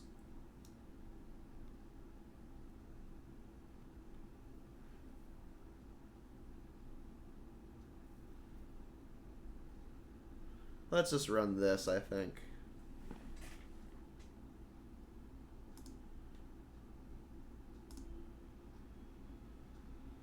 Yeah. We've got some quick pressure. I'll lead on Ravine. If the opponent has 0 mana artifact, 0 mana artifact, and land, and Emery, I'm going to wish I had played a fetch so I can push it. But I'm not going to play around the nuts, I don't think, when getting lands in untapped seems like a priority. Alright, well, it looks like they don't have the Emery. At least not the turn 1 Emery.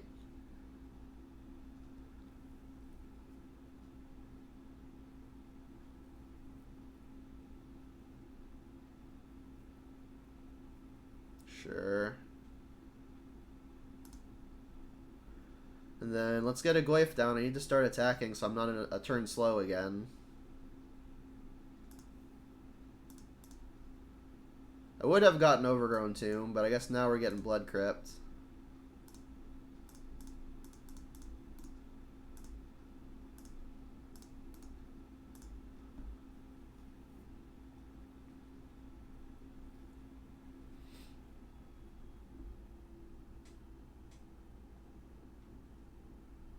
And then I'm going to preserve a fetch for as long as I need to Revolt Push.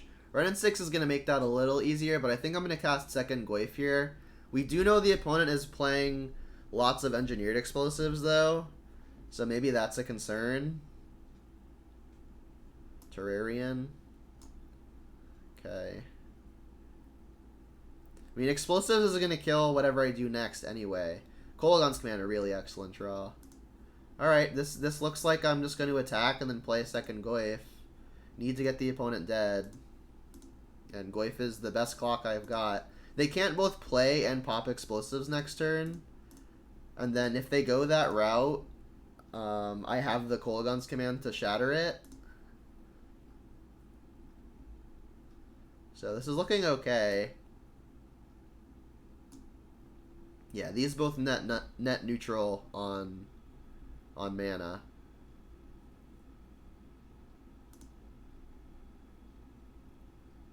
Still only artifact and land is annoying though.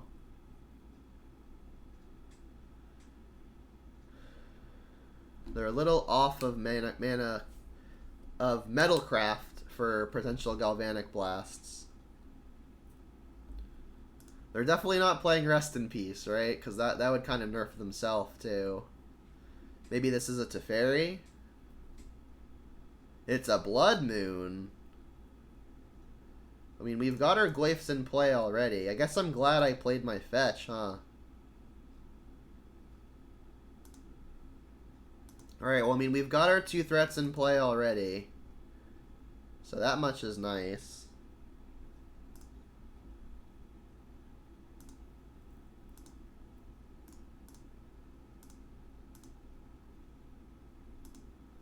We've got Kolaghan's Command as instant speed interaction thanks to our swamp.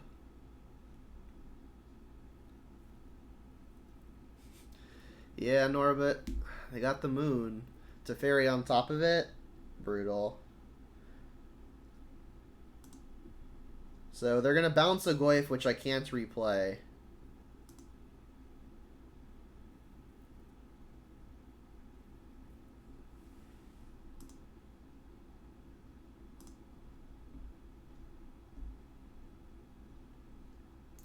That looks really good under Blood Moon.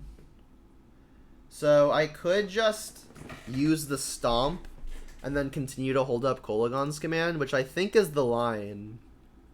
Kolaghan's Command is probably going to be important for disrupting their combo. So I'll Stomp this now. I guess the upside of using the Kolaghan's Command is that's going to add an instant to the yard.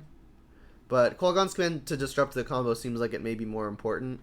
They would have to have both combo pieces to have a shot at killing me.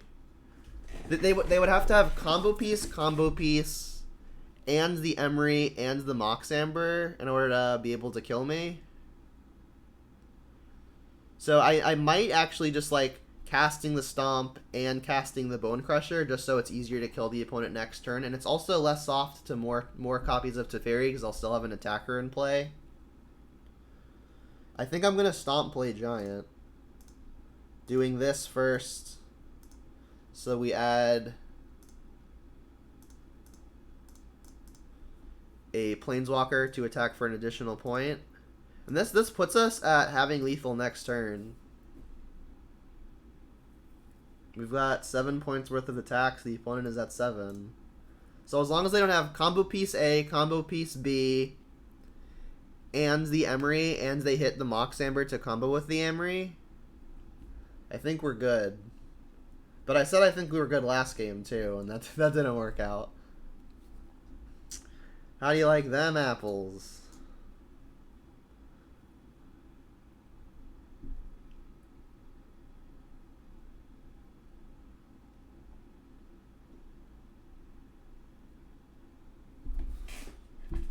We've still got Kolagon's command too. So I think we can't lose as long as we untap, and I think the only way we don't untap is if the opponent has like the actual factual nuts. Which again is both combo pieces and an Emery, and the Emery mills an Amber. I guess they could also just have an Amber in hand. But I mean, that's 4 things that I'm playing around. Like they'd have to have exactly all 4, and that seems unlikely. It seems even less unlikely. It seems even less likely on the Emery front, considering they've had so many 0 mana artifacts and they haven't cheated the Emery into play for any cheaper yet. And like even to play the Emery, they would need a land that produces blue and 2 artifacts to enable it. Although one of the 2 artifacts they need for the combo would contribute to that. So, all of that to say, I'm feeling pretty safe.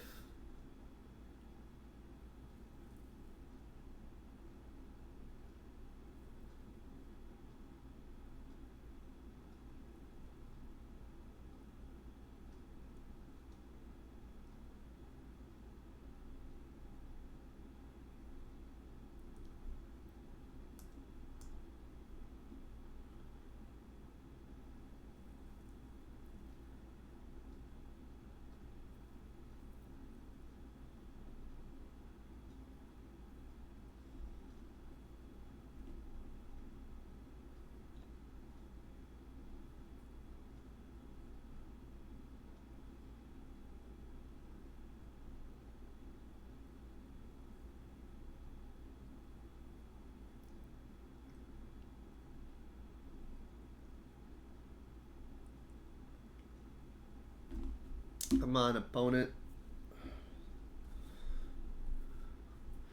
Even if I have something one-off, like an Ensnaring Bridge, I can shatter it.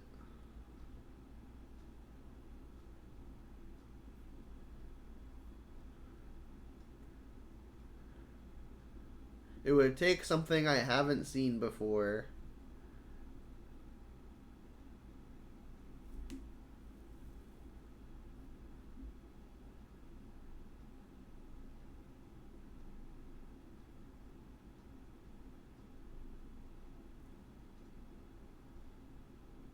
There's step 1.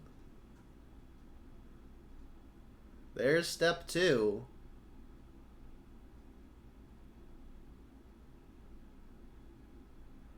So they still need an Emery, and they need the Emery to hit Mox Amber.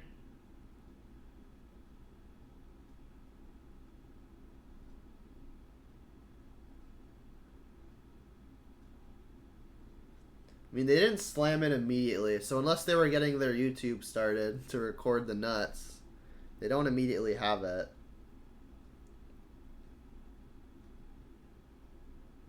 I mean, they get to go through their whole library here. So are we still just dead? I don't know. They can search for an Emery with this, and then make the mana.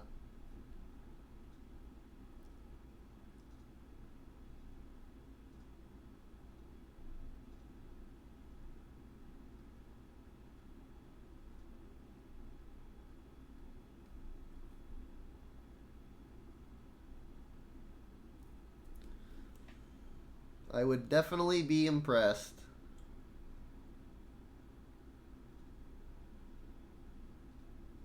Okay. I mean, they definitely shrunk the Termaglyph, but Kolagon's command gets to do the last couple points anyway. We drew a basic, just not the right one. Alright, so we've got 6 power worth of attacks right now. I don't think they're playing any counters, but I guess to be safe, I should Kolagon's command first, right? So we'll do 2 to shatter an artifact. So shatter 2 to you.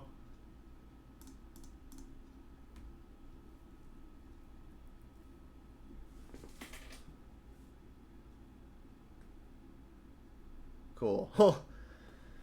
That was a sweat.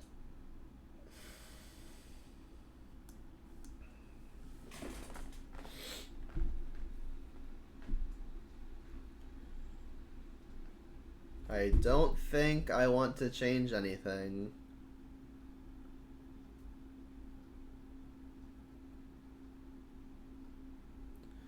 I guess I could see Cleansing Wildfire in case they've got the hall that puts the enchantments back on top.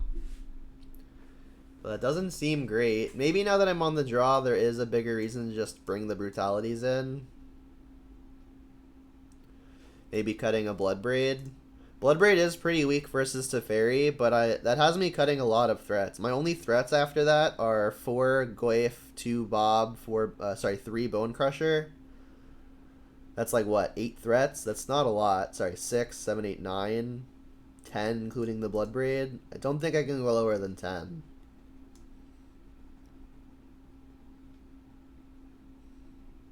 Maybe even bring in another Bloodbraid over something like a Ren and 6, which doesn't do a lot. I could definitely see that. Because, like, if I can't win the game, what am I... I'm just giving the opponent so much time. Kroxa closes pretty quickly. But we know we're playing against Blood Moon now, so maybe it's best to just have more green threats, so that way green is more important. Because if we just get a forest, we cast all of our threats with the exception of Dark Confidant. We won't be able to cast like Liliana Ashiok, but just about everything else we can cast.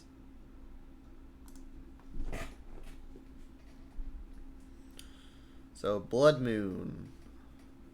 Gotta play around Blood Moon.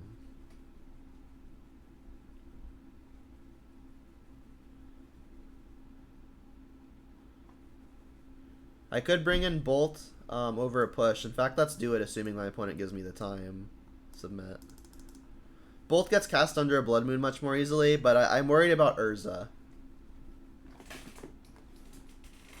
We still have double push, terminate for it. I guess Liliana too, if we can clear the token that Urza produces.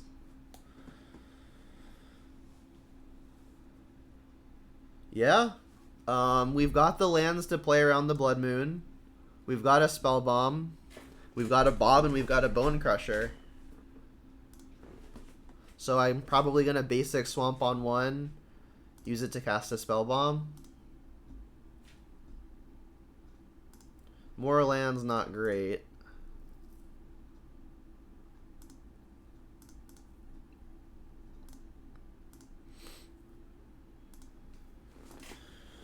Maybe there's reason to wait on playing Spell Bomb, because maybe the opponent's got a way to interact with their artifacts. I know there's stuff like Engineered Explosives.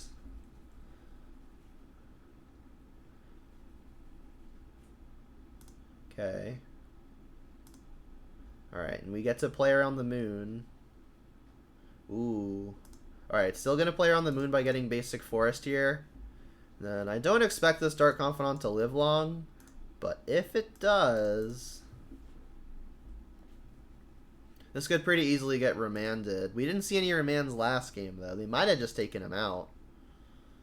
Next turn, we'll get to go Blackleaf Cliffs into Ashiok. Ooh, no land? That's got to be good for us. Reveal the Bolt. Cool. And another land. Another land isn't super exciting. Let's lead on attack. And then attempt to resolve Ashiok.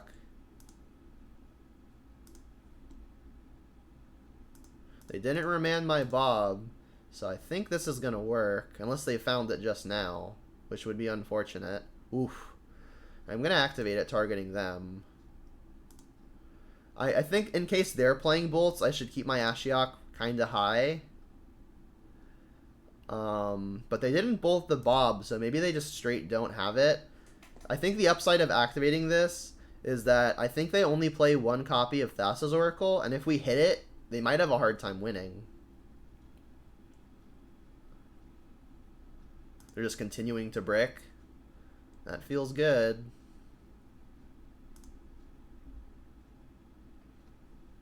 Discarding an Urza. Wow. Alright, I'm feeling alright. Yikes. that makes me feel less comfy, but we're still in a fine spot. Let's lead on attack. And then I think I should play the Mire. In the event we get Blood Moon, we could play we could find our next swamp. I think I might just cast the Bonecrusher here. It's going to be an additional source of pressure. Bonecrusher Giant, cast. We still have 2 modes of Graveyard Hate on top of all of this. Now you found their man. Aether Gust. I don't think I'm fetching in response. We know that means we're going to flip it to the Dark Confidant, but that's probably fine. Let's just put it on top.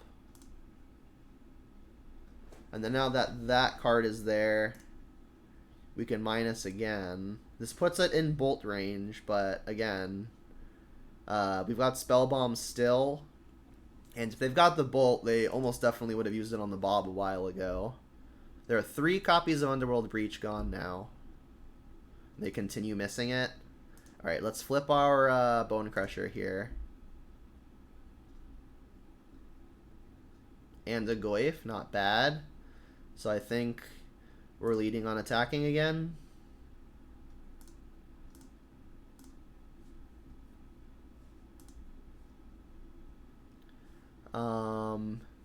Bonecrusher would again get remanded, but if that happens, we get to stick a Tarmogoyf, and we still have a 0 mana way to interact at instant speed. I think I still may like just playing the Goyf, though. It is really tiny, though. It actually dies to Bolt, but Bonecrusher also dying to Bolt. It does attack for more, though. Let's play the Bonecrusher again. Cast Bonecrusher. If this doesn't work, I could always still then cast the Tarmogoyf. Gust it again.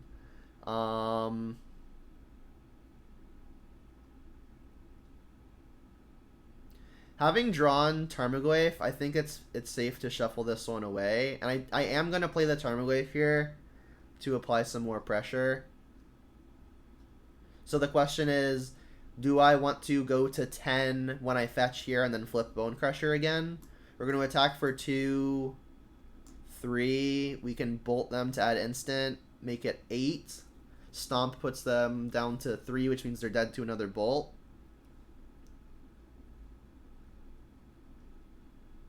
This is definitely better than the average draw. So I think I still want it. And if I'm playing Goyf here, that means I need to fetch response. So let's fetch in response. Let's just get our other swamp. Top it. And then we save the most life by using Peatland.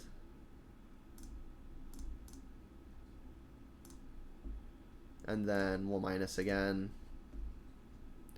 We hit a Grinding Station, a Mox Amber, and a Grinding Station.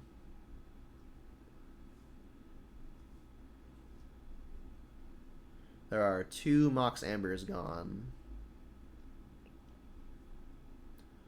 Explosives for 2. Annoying. But Bonecrusher costs 3. So we're happy to have it. Revealed another Ashiok. Okay.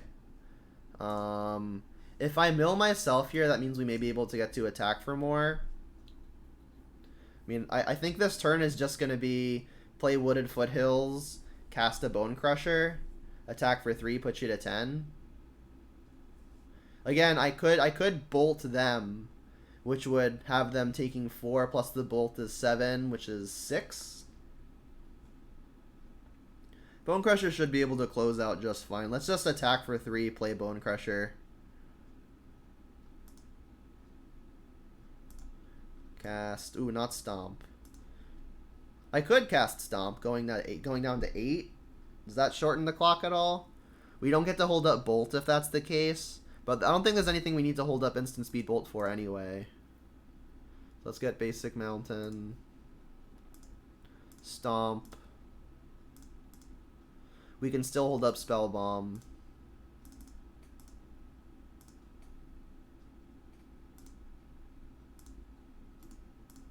And then with second Ashiok in hand, I will put this Ashiok to 1 loyalty. And I'm aware I could minus on myself to maybe grow the Tarmogoyf. But I think maybe hitting the 1-ofs that help the opponent win is also just good. Because, like, again, if we hit Thassa's Oracle, I don't think they can win. They could still outvalue us with Urza, but that seems difficult with having only 2 lands. They can't fetch because of Ashiok.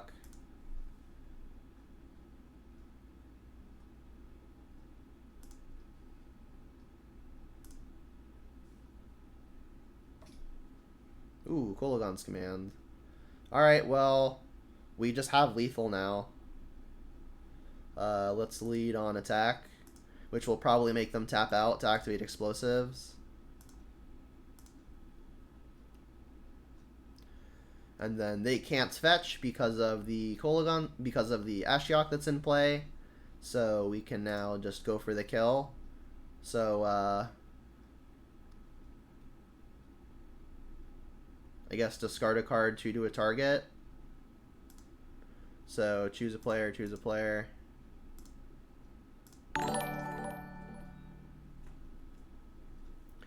Corbat Kiddo 89. Thank you for the follow. I appreciate it.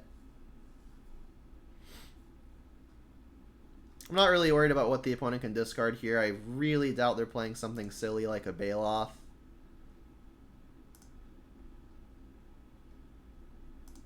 So you'll go to 2. Lightning Bolt on you. Nice. Alright, we're 3-1. And we lost the one match that we lost, I think, to just ourselves. Again, we played against Izzet Prowess, and we had a pretty good hand game 3, assuming we found the land, and we just drew like all of our really expensive stuff and just never found the 3rd land. So I think we're like an honorary 4-0, but obviously 3-1. And then lastly, we did really well with this. So I mean, Bonecrusher has looked like actually solid, right? Spunky redeemed posture check. I'm actually going to use the bathroom really fast, so don't go anywhere. I'll be back in about a minute and a half. I'll leave the deck up while that happens, and then I'll mute myself.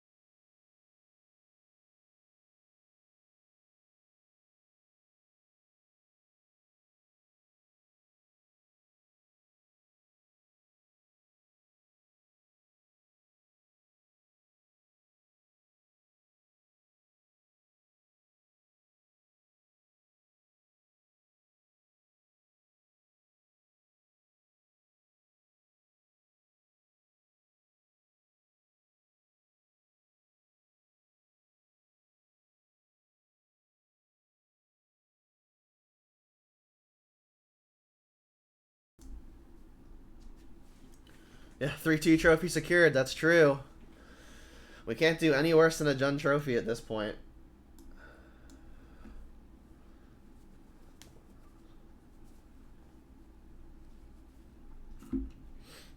We've been pretty fortunate overall in terms of matchups.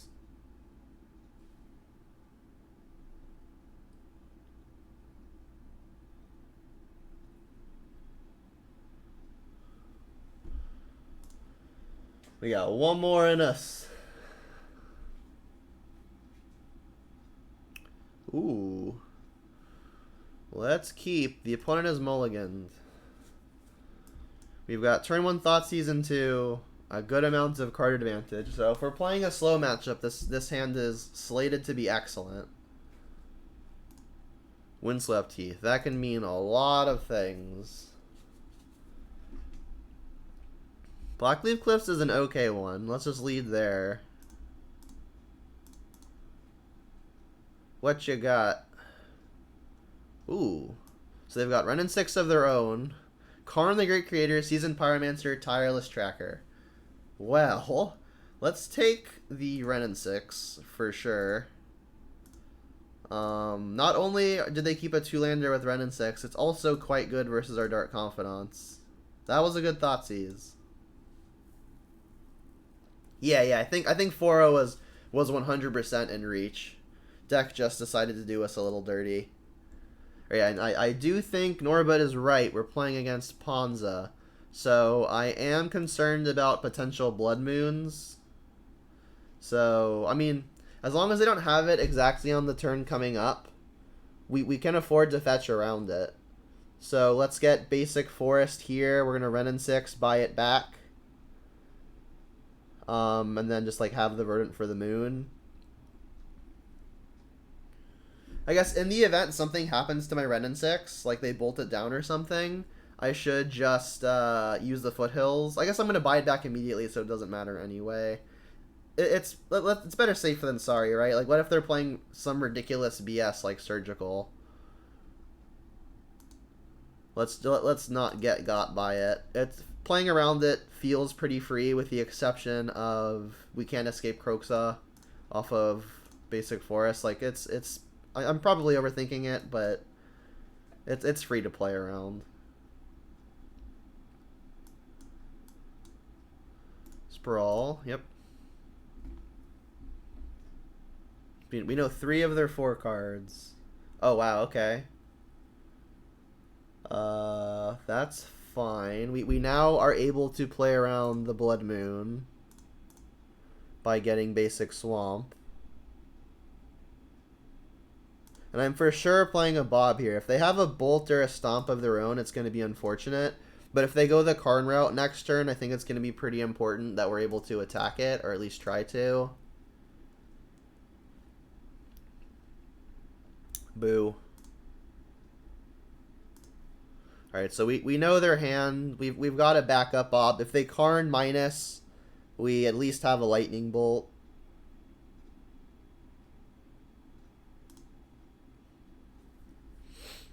But it's comforting knowing that Blood Moon is no longer something I have to be super afraid of.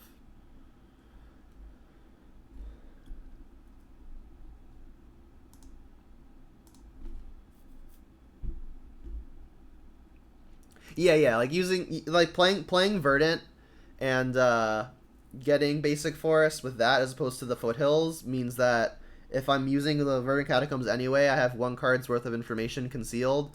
But like I mentioned earlier, I didn't want to die to like a one-off Surgical when it was already pretty free. Like the information in this game hardly matters, whereas it's also unlikely that the opponent is playing something stupid like Surgical, but I would also maybe just lose on the spot if they have it. So while both are unlikely, I did the thing that would prevent me from losing on the spot in like the one-off situation. More lands, not good. So what I can do here is play Ravine. I can use Renin 6 to ping off an Elemental. I can then play Dark Confidant and use the Bolt to kill the Pyromancer. Oh, they ditched to Colossus. I probably would have played that, to be honest.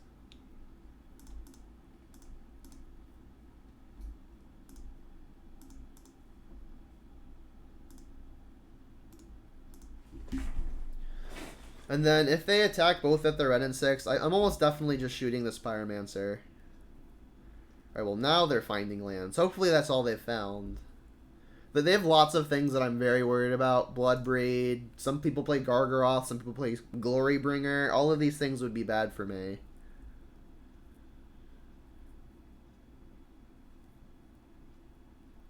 They found a Karn. Alright, well that's boltable. They can maybe get Spyglass to shut off the Ren. We'll see. I mean, they're on empty after this, but a lot of their draws are going to be very strong. And we're kind of also on empty, but they don't know that. Like, if this is a Spyglass to shut off Ren, it's annoying, but we've still got fight in us. They're revealing Worm Coil. Wow. They didn't attack. Interesting. I guess I'm just throwing this bolt now.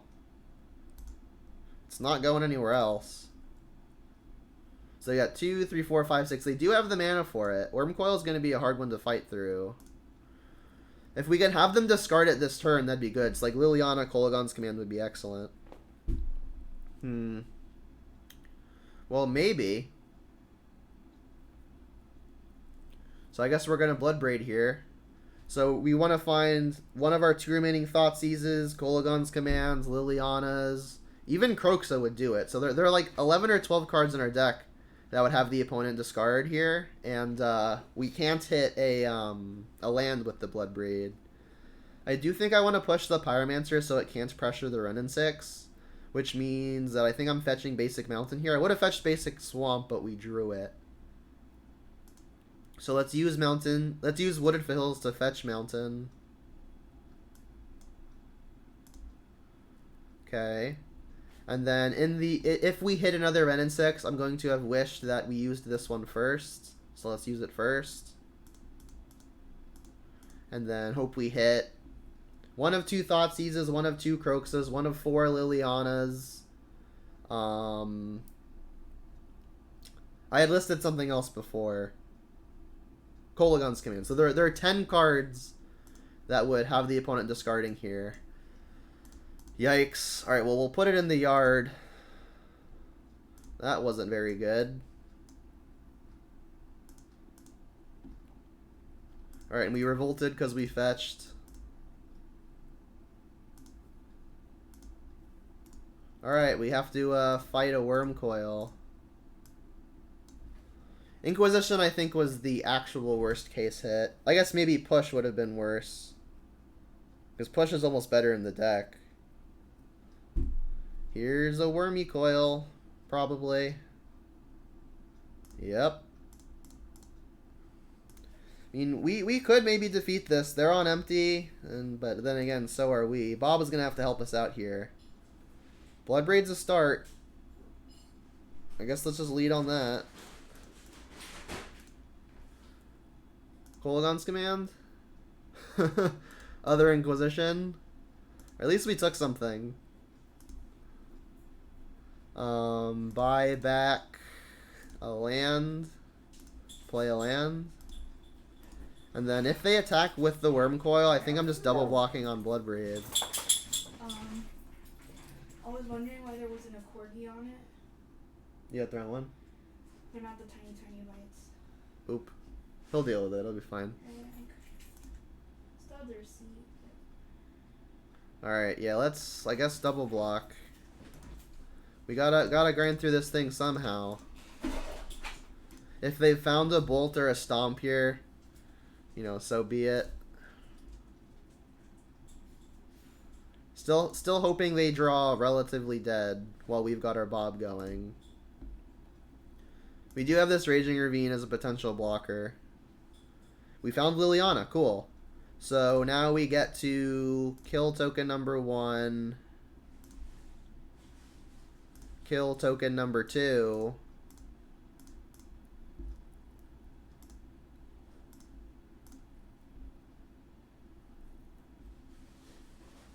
Bloodbraid's been good so far. And then I guess let's just go face. This opens it up to getting bolted, but that's not a huge concern at the moment. If the opponent can whiff, we might be in a good spot. If Dark Confidant ever treats us poorly, we can always off it with our Renin 6. Pillage? Bummer. We can buy it back with the Renin 6, though. They have found just a land. We're going to get to charge up another Edict with our Liliana. Be kind, Bob. That works. Ooh, that's good, too. Alright, so lead here to charge up an Edict.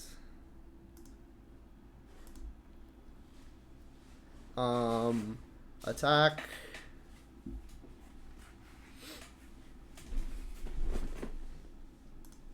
So it's actually conceivable that I should just kill my own Dark Confidant now, because the opponent does have potential for burst damage, right?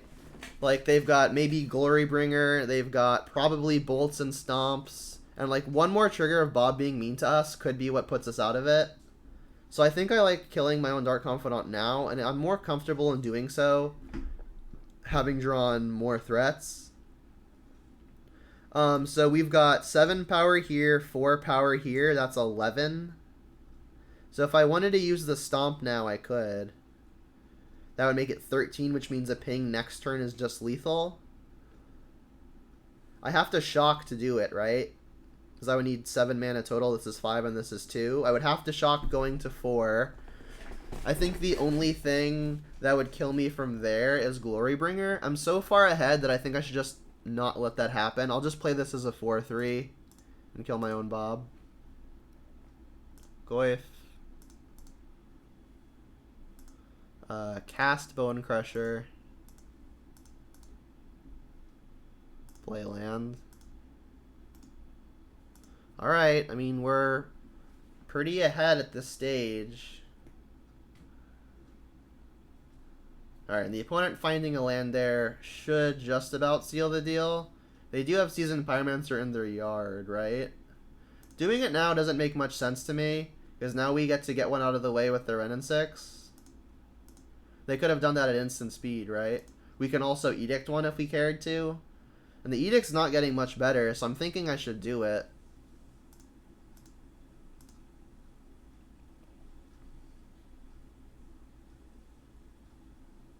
So we get to put the opponent to 3 here. The only way I die now is if they find a Bloodbraid off of the top and then that cascades into a Bolt. Is there a way to play around it? I could just attack for 7, put the opponent to 7. Which honestly may be worth it. Because we drew another blank, right? If I put the opponent to 7 here and they draw something stupid, would it punish me at all? Because, like, if they draw a single creature, we don't kill them. So I think I am just going to attack all. So that way either threat is lethal next turn. They have to draw exactly Bloodbraid, and it has to hit exactly Lightning Bolt. Yeah, I have to call them when I'm done here. You got it? You can call them if you want. I don't know what to say. They just left me a voicemail saying that... They want to know when they come. Yeah. You can tell them, like, 4. So in 45 minutes. Thank you. We did it. We beat Ponza game 1. So I like the Wildfires, because if they have Blood Moon, it's a way for us to play around it. And, like, we can also hit a Utopia Sprawled land. Ghost Quarter can also hit a Utopia Sprawled land, but that seems less good. I like the Engineers for all of the Elementals. I usually like cutting the Lilianas. If they're playing Gargaroth and, like, Glorybringer, it's one of our only good answers to it. But it's pretty weak versus the rest of the deck, and it's even a liability if they're playing something like Baloth. Kalita seems very good, but double black a concern. The discard is also not stellar. I could bring in Spellbomb for incidental value, like the Seasoned Pyromancers. Is it better than something else? We're at 58 here. I think I will bring in the Kalitas, knowing that double black could be an issue. I could bring in the Pillage, but that doesn't seem very good. I need one more in. Maybe it's just a Spell Bomb. I could take out the Pushes. They don't really kill much. Maybe that. This seems fine to me.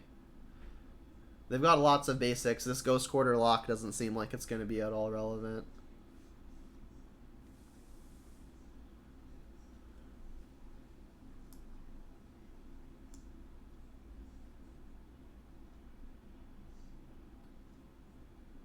It's a thick Glyphopotamus, yeah.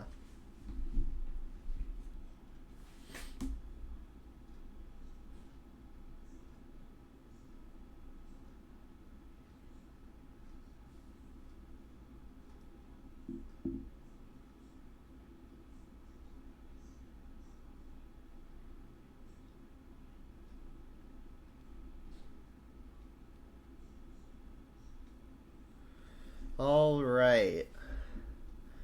This hand is interesting to say the least. We've got Double Swamp. We've got a Tarmogoyf, which is probably our best creature in the matchup. I think this is a keep. Because, like, if we mulligan to a worse hand, we could easily die to a Blood Moon. This hand's not excellent. But it's not soft to a Blood Moon.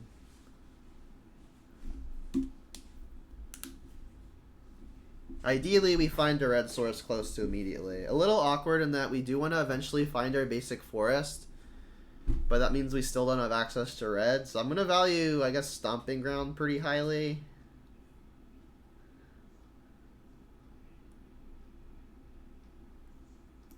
Sprawl, yep.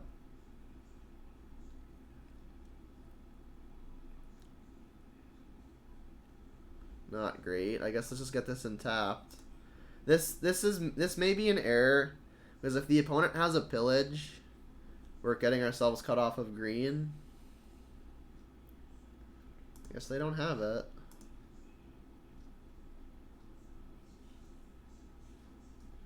More red stuff, huh? Alright, well I would have loved to have wildfired here, but I'm not going to do nothing, so let's play the Goyf.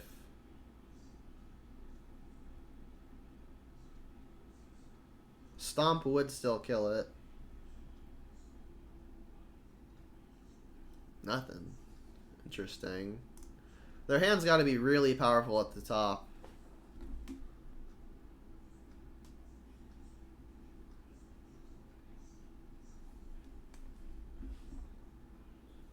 Okay, I mean we've got the swamps and we've actually got the red mana now.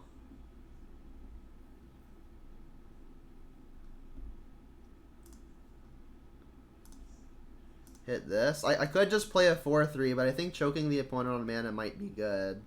This also grows the Goyf out of Lightning Bolt range, which is a concern. And then I think I'm going to play the Blackleaf Cliffs here just because it lets us hold the Lightning Bolt up. And there is not yet an instant, so I could Bolt just to attack for 4, but I think Bolt's still probably worth to have in hand. And then next turn, I'm playing a Kalitas.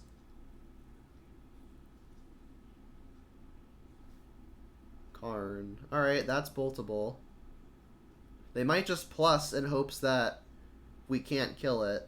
But if they plus, I'll bolt it and then attack it.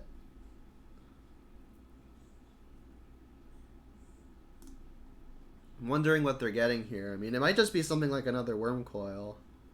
I really don't know what it is here. Batter Skull. Interesting. I think I'm actually still bolting this Karn. I need to get them dead too, and they're a deck that I'm not sure I can fight with going into the super long game. So I think I still like throwing this bolt here so I can attack the opponent.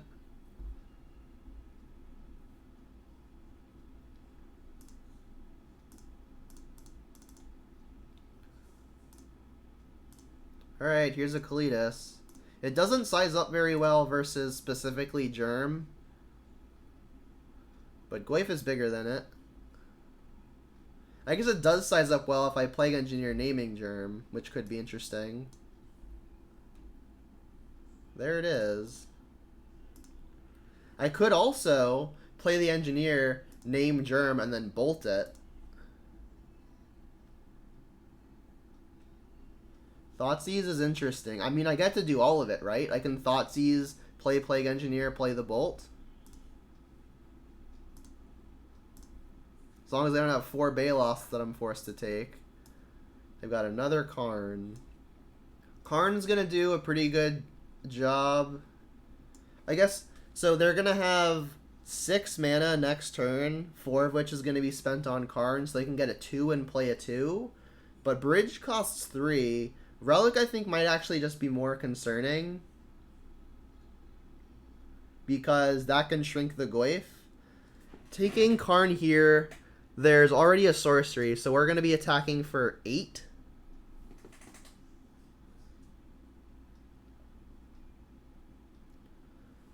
So what I can actually do here is, I can play the Plague Engineer,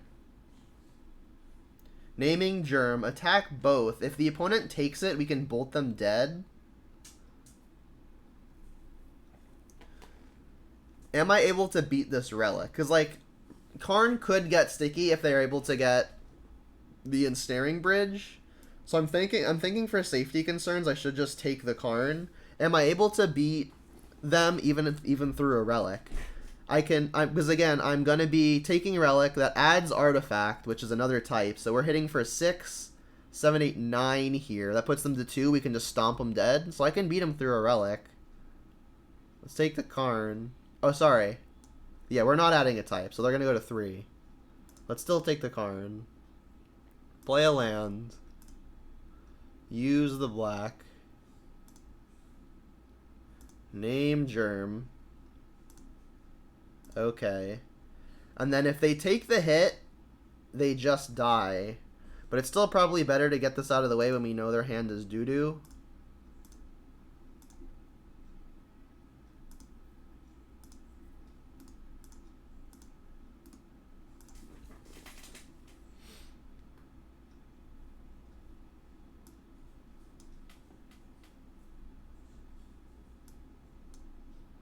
Tracker. Sure. I think they're just dead. Their hand is Relic of Progenitus.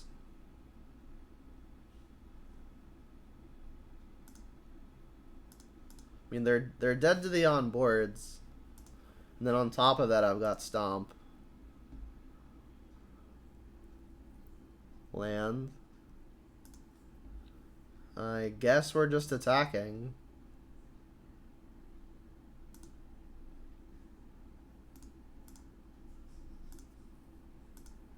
So while Kalidas looks good here, it hasn't actually done anything special.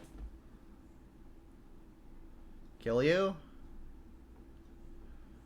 They can pop the relic, but then we just stomp them. I guess if they find exactly Lightning Bolt off of this, then sure.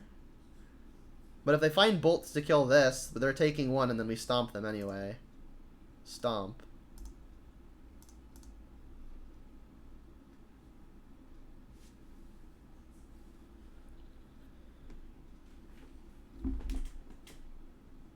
I will repeat what I tweeted last night, which is a short shout out to my Twitter. If you're not already following me there, you should. I am not saying that Bonecrusher Giant is good in Jund, but Bonecrusher Giant might be good in Jund. So I know that I said I wasn't gonna say any spoilers, so I'm gonna say spoiler warning now. As for the last league, so close your ears real fast if you don't want spoilers. If you plan on watching the video on YouTube, we are a combined 9-1 with this exact list. We've been getting pretty lucky with our matchups, but we've had some bad ones mixed in. Like, Ponza I don't think is a very good matchup, and Bonecrusher looked great against them. So the one match that we lost was this league, round 3 versus Izzet Prowess, where we took it to game 3, kept a 2-lander, and just got flooded on all of our expensive cards. So it might have been a sideboarding error, but I only had 4 4-drops in the deck, so I think that might have just been the bad side of luck. But all in all, we're like honorary 10-0, but literally 9-1 with this list. And Bonecrusher has looked very good. So I am officially at the point where I think this card is good, and I'm gonna suggest that anyone out there playing Jund gives it a shot, and then let me know what you think, because maybe this card just found the new home. Yeah, exactly. 9-1 lost to Mana Screw. Like,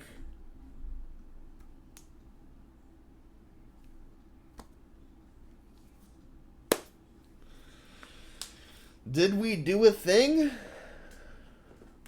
Did we do a thing? All right. Well, more seriously, let's talk about the other minor details for purposes of the deck tech / recording. So we've yet to see the Kalidas be great, but we've brought it in a few times where it would have been, just didn't see it. We obviously saw it versus that last opponent, and it was just like a fine threat, where any other threat would have done the same thing. And we've also yet to get the Ghost Quarter Loop going, so still don't know about these two things. But again, every single sideboard card looked quite good. The Ashioks were excellent versus the 4-color Scapeshift player.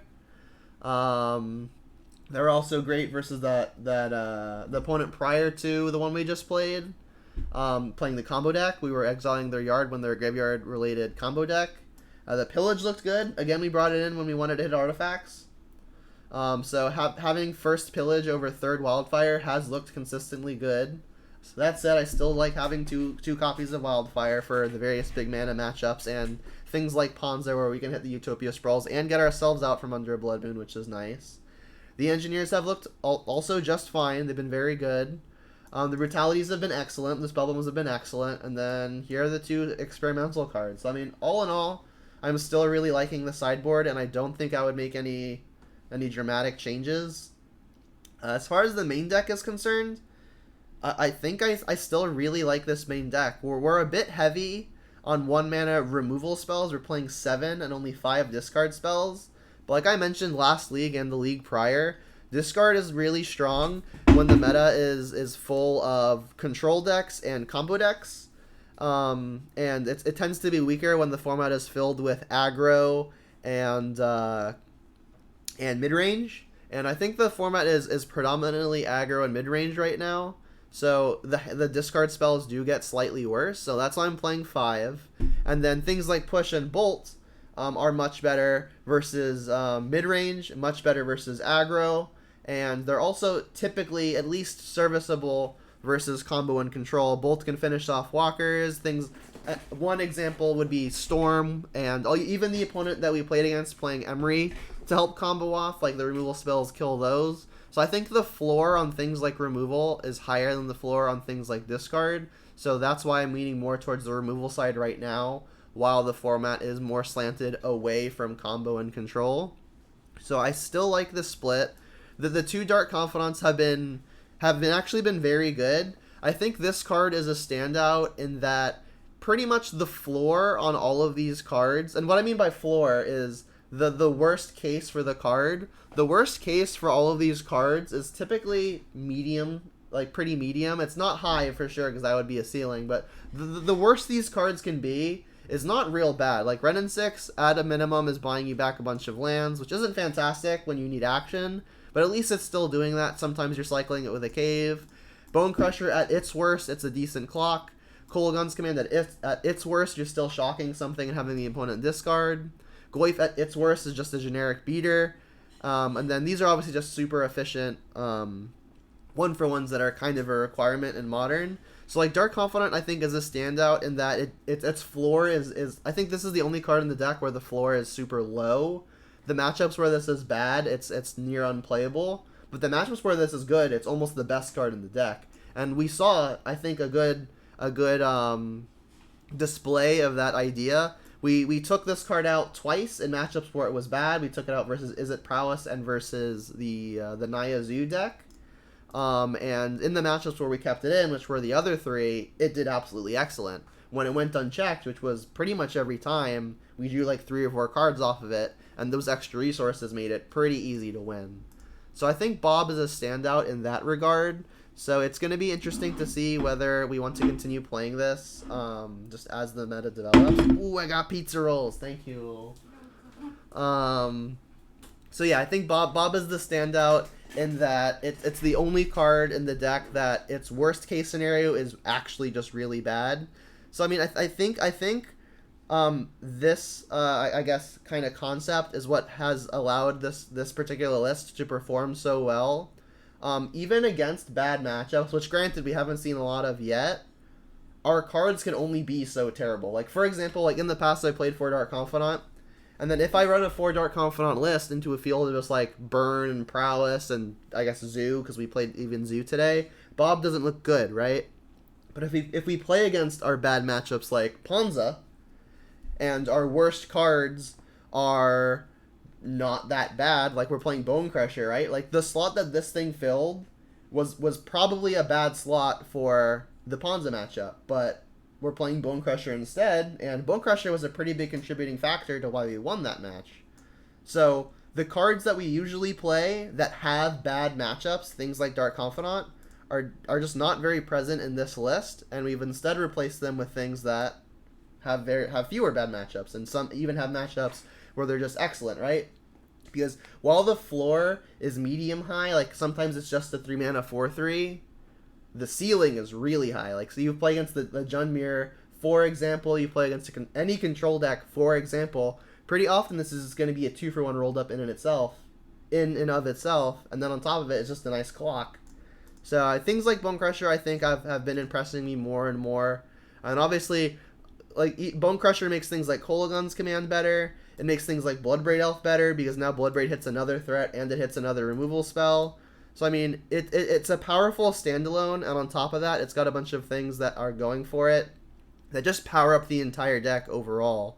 So I've really, really liked the Bonecrusher, and I'm not going to say it's a Jund staple yet, but I'm definitely getting there. I think the card is legitimately good, and I'm going to definitely keep on playing it and see if I'm going to keep it forever, because so far it's been, like, actually excellent. So that's going to be it for this video. I'm going to stay on afterwards, after I end the recording, to talk some Jund with y'all in chat. Thanks all for coming out today, and if you've watched the YouTube video up to this point, thanks for hanging out so long. I really appreciate your support, and until next time, Jund them out.